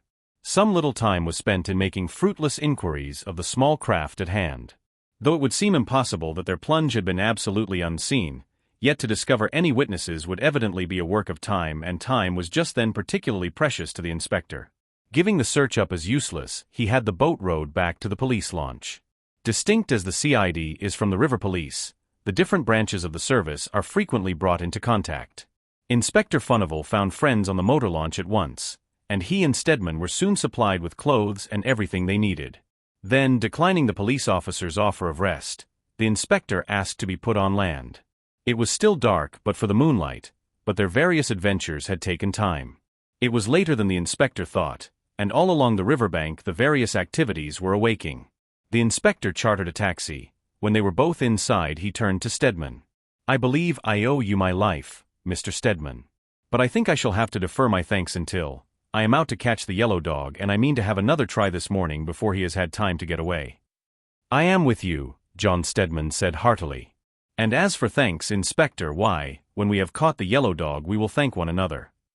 The inspector had directed their taxi to drive to Scotland Yard, but halfway there he changed his mind and told the man to drive to the scene of their late experience. They got out as nearly as possible at the same place, but from there the inspector only went a little distance before he blew his whistle. It was answered by another, and a couple of men in plain clothes appeared. "Ah, Murphy Jackson," said the inspector. "Well, what news?" The men stared at him in a species of stupefaction. Then the one whom he had addressed as Murphy spoke with a gasp. "Why, Inspector, we have been round the house all night, every means of egress watched. And yet, here you are." "Umph. You didn't see me come out, did you?" the inspector said gruffly. "Never mind, Murphy, you are not to blame. What have you to report?" Murphy saluted. "Nothing, sir.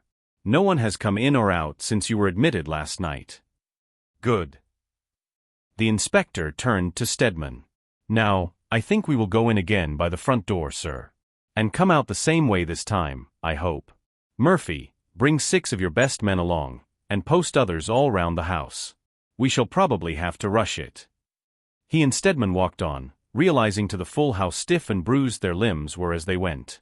Once the inspector spat out a couple of teeth. Stedman's sides and back felt absolutely raw. His borrowed clothes chafed them unbearably. The cul-de-sac looked absolutely quiet and deserted when they entered it. The inspector's thunderous knock at the door roused the echoes all round, but it brought no reply. In the meantime Murphy and his men had marched in behind them. The inspector knocked again. This time as they listened they heard lumbering steps coming down the passage. There was a great withdrawal of bolts and unlocking of locks, and the door was opened a very little way, just enough to allow a man's face, heavy, unshaven, to peer forth. "Now what is all this air noise about?" a rough voice demanded. The inspector put his foot between the door and the post. "Stand aside, my man," he commanded sternly. "I hold a warrant to search this house." "What?" The door opened with such suddenness that the inspector almost fell inside. "What are you a-goin' to search for? We are all honest folk here. Anyway, if you was King George himself you will have to give my missus and the kids time to get their duds on, for decency's sake." This eloquent appeal apparently produced no effect upon the inspector. He stepped inside with a slight motion of his hand to the men behind. 4 of them followed with Stedman, the others stood by the door in the cul-de-sac. The man who had opened the door backed against the wall, and stood gazing at them in open-mouthed astonishment. Meanwhile the inspector was looking about him with sharp observant eyes. He threw back the doors one on each side of the passage. The first opened into a small room with a round table in the middle, a few books that looked like school prizes ranged at regular intervals round a vase of wax flowers in the middle, and an aspidistra on a small table in front of the window, from which light and air were rigorously excluded by the heavy shutters. With a hasty glance round the inspector and his satellites went on, speaking not at all, but with eyes that missed no smallest detail. Not that there was any detail to be observed, as far as Stedman could see. This commonplace little house was absolutely unlike that other which had been but the threshold of the headquarters of the Yellow Gang, as unlike as its stupid-looking tenant was to the silky-voiced, slippery-handed members of the Yellow Gang. The passage into which that first door of mystery had opened had been much longer than this, which was just a counterpart of thousands of houses of its type. The passage, instead of lengthening out as that one of Stedman's recollection had done, ended with a flight of narrow stairs that led to the upper regions and over the balustrade of which sundry undressed and grimy children's heads were peering. The barrister began to tell himself that in spite of the certainty the inspector had displayed, they must have made a mistake. Doubtless in this unsavory part of the metropolis there must be many cul-de-sac, the counterpart of the one in which was the entrance to the home of the Yellow Gang. The master of the house began to rouse himself from his stupor of astonishment. "This air's an outrage, that's what it is," he growled. "Might as well live in Russia, we might. No. You don't go upstairs, not if you was King George and the Pope of Rome rolled into one." This to the inspector, who was crawling up the staircase, as well as his stiffened limbs would allow. He looked over the side now. "Don't trouble yourself, my man. I have no particular interest in the upper part of your house at present." Something in his tone seemed to cow the man, who opened the kitchen door and slunk inside. The inspector beckoned to the man behind Stedman. "Simmons, tell Gordon to come inside, then send a SOS message to headquarters." Then he hobbled downstairs again. "This grows interesting, Mr. Stedman." The barrister looked at him. "It seems pretty obvious to me that we have made a mistake. And I can't say that standing about in cold passages at this hour in the morning is exactly an amusement that appeals to me, especially after our experiences in the night." The inspector looked at him curiously. "You think we have made a mistake in the house?" The barrister raised his eyebrows. "What else am I to think?" For answer the inspector held out his hand, palm uppermost. It was apparently empty, but as Stedman, more short-sighted than ever without his monocle, stared down at it, he saw that in it lay a tiny yellow fragment. For a moment the full significance of that bit of silk did not dawn on John Stedman, but when he looked up his face was very stern. "Where did you find this?" "Wedged in between the stairs and the wall," the inspector answered. "There is a larger piece higher up, but this is enough for me." "And for me," Stedman said grimly. "Gordon is the best carpenter and joiner I know," the inspector went on. "We keep him permanently available for our work. He will soon find the way to the Yellow Room, and then, well, some of the Yellow Gang's secrets will be in our hands at any rate." As the last word left his lips, Gordon came in with another man.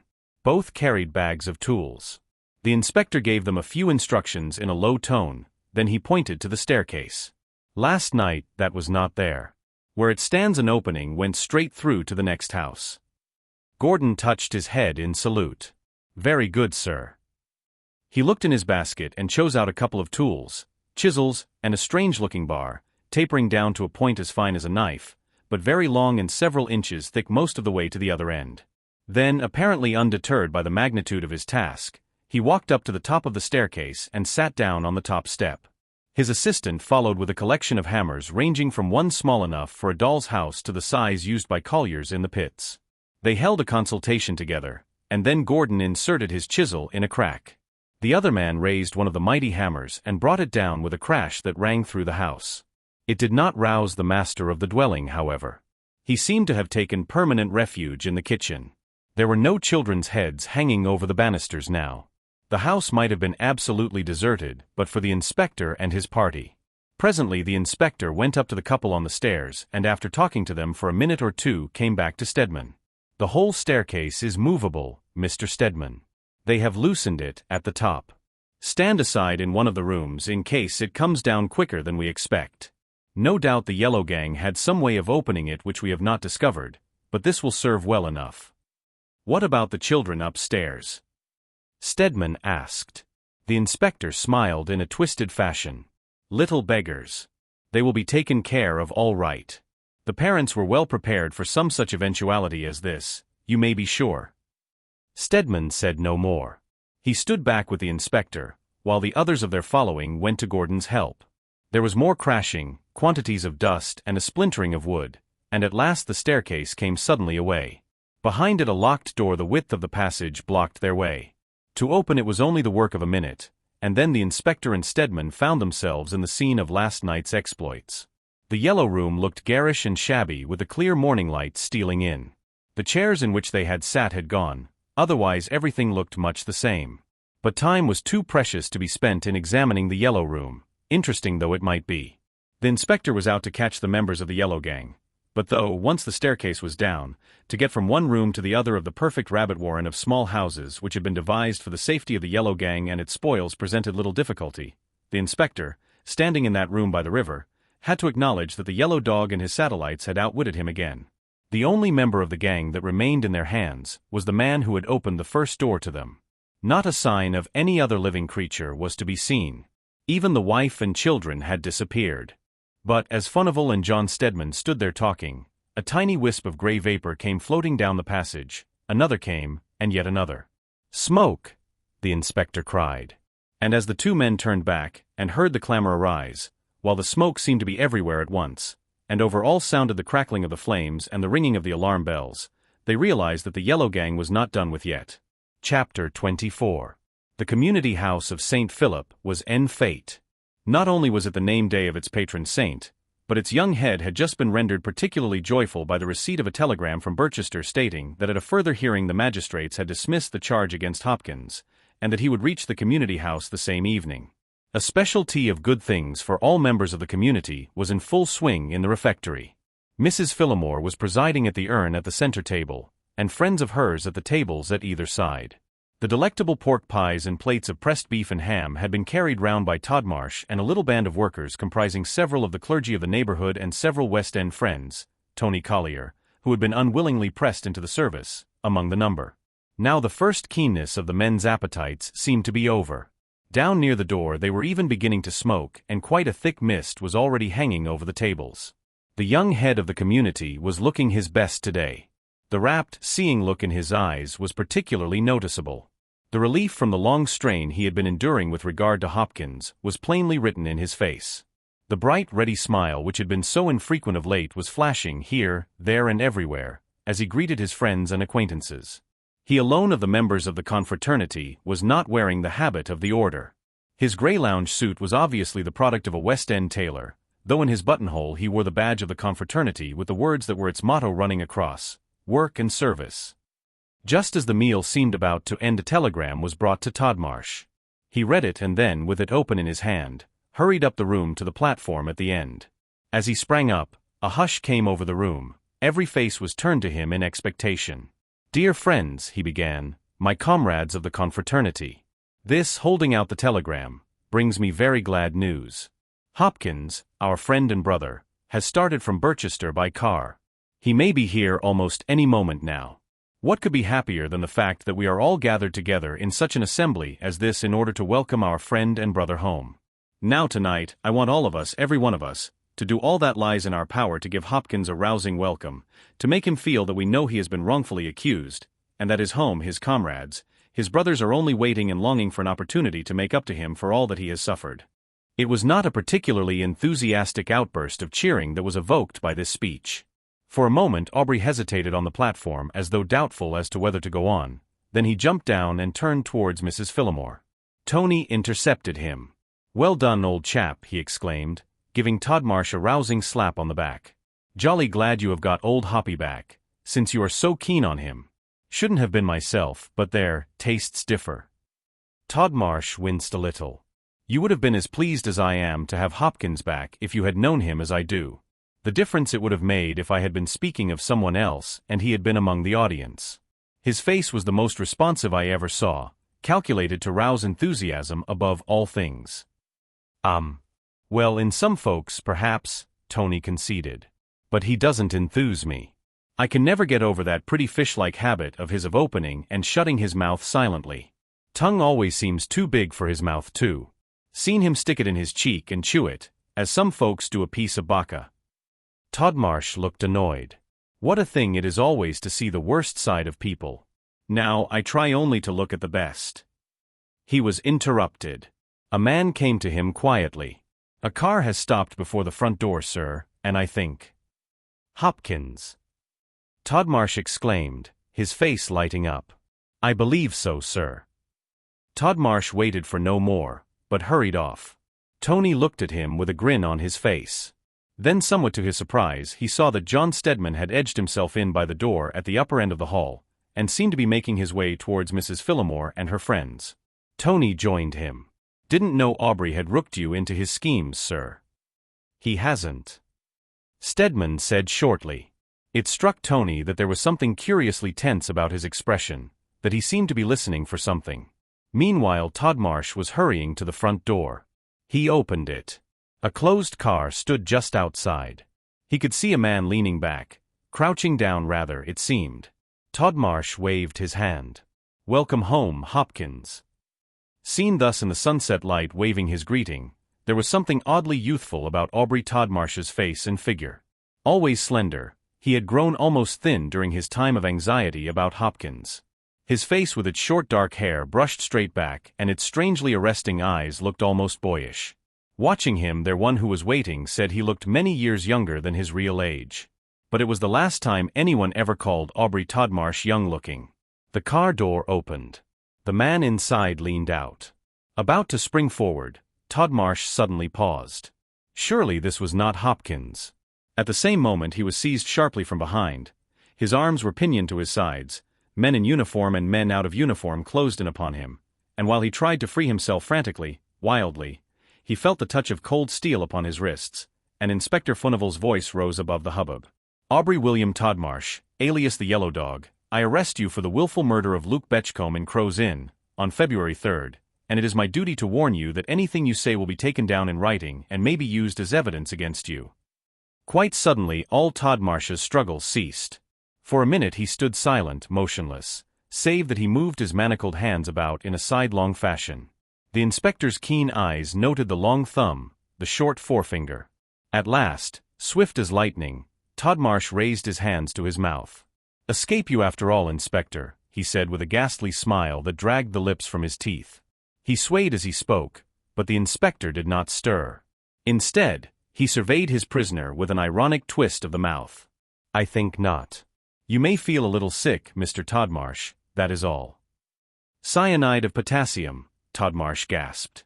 "You would have been dead if it had been," the inspector said blandly. "But your tabloids are in my pocket, and mine, just a simple preparation with the faintest powdering of sulfate of zinc, have taken their place in yours." "A lie." Todmarsh breathed savagely. The inspector did not bandy words. "Wait and see." Then with a wave of his hand, "In with him, men." Todmarsh offered no further resistance, nor was any possible, surrounded as he was. He was hurried into the waiting car and the inspector followed him, just in time to see him slip to one side with a groan. "Ah, makes you feel rather bad, doesn't it?" the inspector questioned callously. The inspector heaved a great sigh of relief. "So at last we have been successful, almost beyond my expectations." It had begun to be regarded as hopeless in the force. The men were getting superstitious about it, the capture of the Yellow Dog. "Aye. And yet there he was just under our noses all the time if we had but guessed it," Stedman said slowly. "When did you first suspect him, Inspector?" The two men were sitting in the little study in Stedman's flat. Both were looking white and tired. There was no doubt that their experiences at the hand of the Yellow Gang had tried them terribly. But while Stedman's face was haggard and depressed, the inspector's, pale and worn though it was lighted by the pride of successful achievement. He did not answer Stedman's question for a minute. He sat back in his chair, puffing little spirals of smoke into the air and watching them curl up to the ceiling. At last he said, "I can hardly tell you. I may say that for a long time, almost from its inception, the community of St. Philip was suspect at headquarters. Taking it all together, the members were the most curious conglomeration of jailbirds I have ever heard of, and no particular good of Todmarsh was known. He had never been associated in any way with philanthropic work until he suddenly founded this community and loudly announced his intention of devoting his life to it. We looked into his past record. It was not a particularly good one. He was sent down from Oxford for some disgraceful scrape into which he said, of course, that he, innocent, had been drawn by a friend. Henceforward, how he got his living was more or less a mystery save that his small patrimony was gradually dissipated. Then came the war when, of course, he was a conscientious objector. After that, he lived more or less by his wits, was secretary to several companies, none of them of much repute. At last, suddenly, with a flourish of trumpets, the community of St. Philip was founded. Where the money came from was a puzzle, probably to be explained by the loss of the Collier Cross. He was interrupted by a sharp exclamation of surprise from the barrister. "By Jove! Of course. And that explains old Collier's curious conduct." He had found the young man out and wanted to hush it up for the sake of the family. The inspector nodded. He had found something out. Probably we shall never know what, but I am inclined to think something that led him to suspect who was Mr. Betchcomb's murderer. I went down to Wexbridge the other day, but I could get nothing out of him. He is merely the shadow of the man he was. Have you seen him lately, sir? The barrister shook his head. Not since he went back to Wexbridge. But I have heard frequently of the change in him. Still, you must remember that Mr. Betchcombe and he were great friends. The murder must have been a terrible shock, quite apart from his guessing who was responsible. Quite so, the inspector responded. But all the same, it is very strongly my impression that he made some discovery the last time he called at Community House. At this moment there was a tap at the door and Tony Collier looked in. Seeing the inspector, he drew back. I beg your pardon. Stedman looked at the detective, then, receiving an almost imperceptible sign from him, he called out. Come in, Tony. We were speaking of you, or rather of your father. Tony came in and took the chair Stedman pushed towards him. You told me to call tonight, you know, sir. Perhaps you had forgotten. I had, Stedman said penitently. But I am very glad to see you, my boy. How is your father? I hardly know, Tony said slowly. He is rather bad, I am afraid, poor old chap. You see, he suspected the truth about Uncle Luke's murder, and it has pretty nearly finished him off. The inspector glanced at Stedman. What did I tell you? He saw a line or two in Aubrey's blotting book telling him that Mrs. C. would be at Crow's Inn with the Twinklers at 11:45, Tony pursued. He will tell you himself just what it was. He sees now that he ought to have come to you at once, but he did not know what to do, the poor old governor. He had taken rather a fancy to Aubrey lately, though he never thought much of him as a kid. But naturally, one doesn't like to try to hang one's nephew, or half-nephew by marriage. You know his mother was my mother's half-sister. And Luke Betchcomb's, Stedman said. Well, no one can help what one's nephews or half-nephews do. The first direct line we had to Todmarsh came from you though, Tony.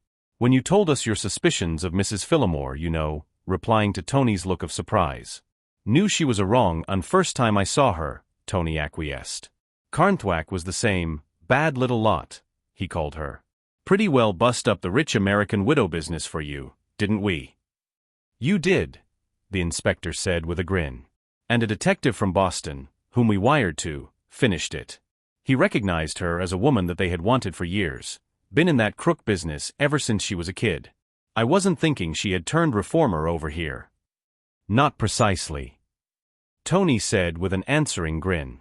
Pretty well gave the show away when you arrested her, didn't she? Wanted to turn King's evidence, said the inspector, but we weren't having any. Hopkins will do for us. By the way, sir, turning to Stedman, I found out this morning to whom we owed our escape from the yellow dog's clutches. Indeed.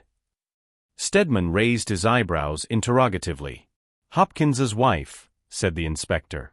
It was the Hopkins's child you rescued from under Mrs. Phillimore's car on the day of Mrs. Betchcomb's lunch. You sent it to the Middlesex Hospital and sent your own car to fetch Mrs. Hopkins, and take her there like a lady, as she phrased it. Then you sent the child sweets and toys, and this completely won the mother's heart. She acts as housekeeper to the yellow gang at the house by Stepney Causeway. If she had not been, he shrugged his shoulders, well, you and I would have been in kingdom come, Mr. Stedman. Good for her, said Anthony.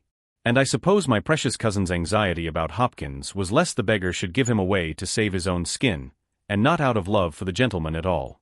I should always distrust a chap that keeps on opening and shutting his mouth and chewing up his tongue, Tony added sapiently. Mrs. Phillimore, too. Carnthwack told me he was sure he had seen her walking about with his wife's maid. The inspector nodded. Sometimes she was mistress, sometimes maid, and part of the week she was Fedora, the great fortune-teller, and this way she was able to pick up information for Todmarsh. If she had been spotted, well, it was her taste for philanthropy. Tony got up and walked about the room. But it is an awful thing, whichever way you look at it. We shall have to keep it from my poor mother. She never cared for Aubrey, but he was her half-sister's son, after all. I don't think he meant to kill Uncle Luke, you know, Furnival. I think it was done in a scuffle. The inspector shrugged his shoulders. Didn't care whether he did or not, if you ask me. According to Hopkins, he went disguised, taking chloroform with him to render Mr. Betchcombe unconscious, and wearing rubber gloves, so that his fingerprints should not be recognized. Then, while Mr. Betchcombe was unconscious, he meant to impersonate him and get Mrs. Carnthwack's diamonds. But Mr. Betchcombe had struggled much more than he expected, and in the struggle recognized him. Then the game was up as far as Todmarsh was concerned, and Mr. Betchcomb's death followed instantly. The rest of the program was carried out as arranged, only that Mr. Betchcombe lay behind the screen dead, not unconscious. Brute. Tony muttered between his teeth. Deserves all he'll get and more. Poor old Uncle Luke, blowing his nose. He was always good to us when we were boys. It won't bear thinking of. Anthony Collier was sitting in the library at Betchcombe House. A letter from his father lay open on the table. To him entered Cecily Hoyle, looking as attractive as ever in her short black frock, low enough at the neck to show her pretty rounded throat, short enough in the arms to allow a glimpse of the dainty dimpled elbows, and in the skirt to reveal black silk stockings nearly to the knees, and suede-clad feet. "Tony, you have heard?" Tony got up, pushing his letter from him. "I have heard that you are not Thompson's daughter after all." "No. I was mother's child by her first husband, Dr. James Hoyle. So I am Cecily Hoyle after all. Because Mr. Thompson adopted me and then took my father's name, but he isn't related to me at all really, not a scrap," explained Cecily lucidly. "So I have been told," Tony assented. As Cecily drew farther into the room, he drew a little back, and rested his elbow on the mantelpiece. I thought you would be pleased, Tony," the girl murmured, just glancing at him with sweet, dewy eyes. "Because, you see, it makes all the difference." "Difference? To what?" Anthony inquired in a stiff, uninterested tone. Why to us?" Cecily whispered with trembling lips. I said I couldn't be engaged to you any longer, Tony. But if you ask me again, I have changed my mind." "So have I changed my mind," Tony returned gloomily. "You said you would not let me marry a thief's daughter. Well, you see, I have some pride too. I will not let you marry a murderer's cousin." "Cousin? Poof." Cecily snapped her fingers. "Who cares what people's cousins do?" "Well, you would if they did brutal murders and got themselves hanged," Tony retorted, taking his elbow from the mantelpiece, and edging a little farther from Cecily, who was betraying an unmaidenly desire to follow him up. "I shouldn't really, not a half-cousin," the girl contradicted. "And he was mad, Tony. His father had been in an asylum more than once, only your aunt didn't know when she married him." "Half-aunt," corrected Tony. "I'd like you to remember that half, Cecily." "Well, I will," the girl promised. "And Tony, I want to tell you that I hadn't the least idea that Thompson was the man that I thought was my father while I was at Mrs. Betchcomb's. It seems he put me there thinking to get some information he wanted through me, and which I am thankful to say he didn't. I never recognized him, he looked so different. Then after the murder when he told me, though he said he wasn't guilty, I couldn't help doubting." "You might have trusted me," Tony said reproachfully. Cecily burst into tears. "You might trust me now." Tony's heart was melted at once. He drew the sobbing girl into his arms. "I would trust you with my life, sweetheart, but I—" "Ah, you shall not say but," the girl cried, clinging to him. "You do love me, don't you, Tony?" lifting her face to his. "You know I do," said Anthony, his somber eyes brightening as he looked down at her. "Then that is all that matters," said Cecily decidedly, "isn't it, Anthony?" And Anthony, capitulating as he kissed her eyes and her trembling lips, confessed that he thought it was. The end.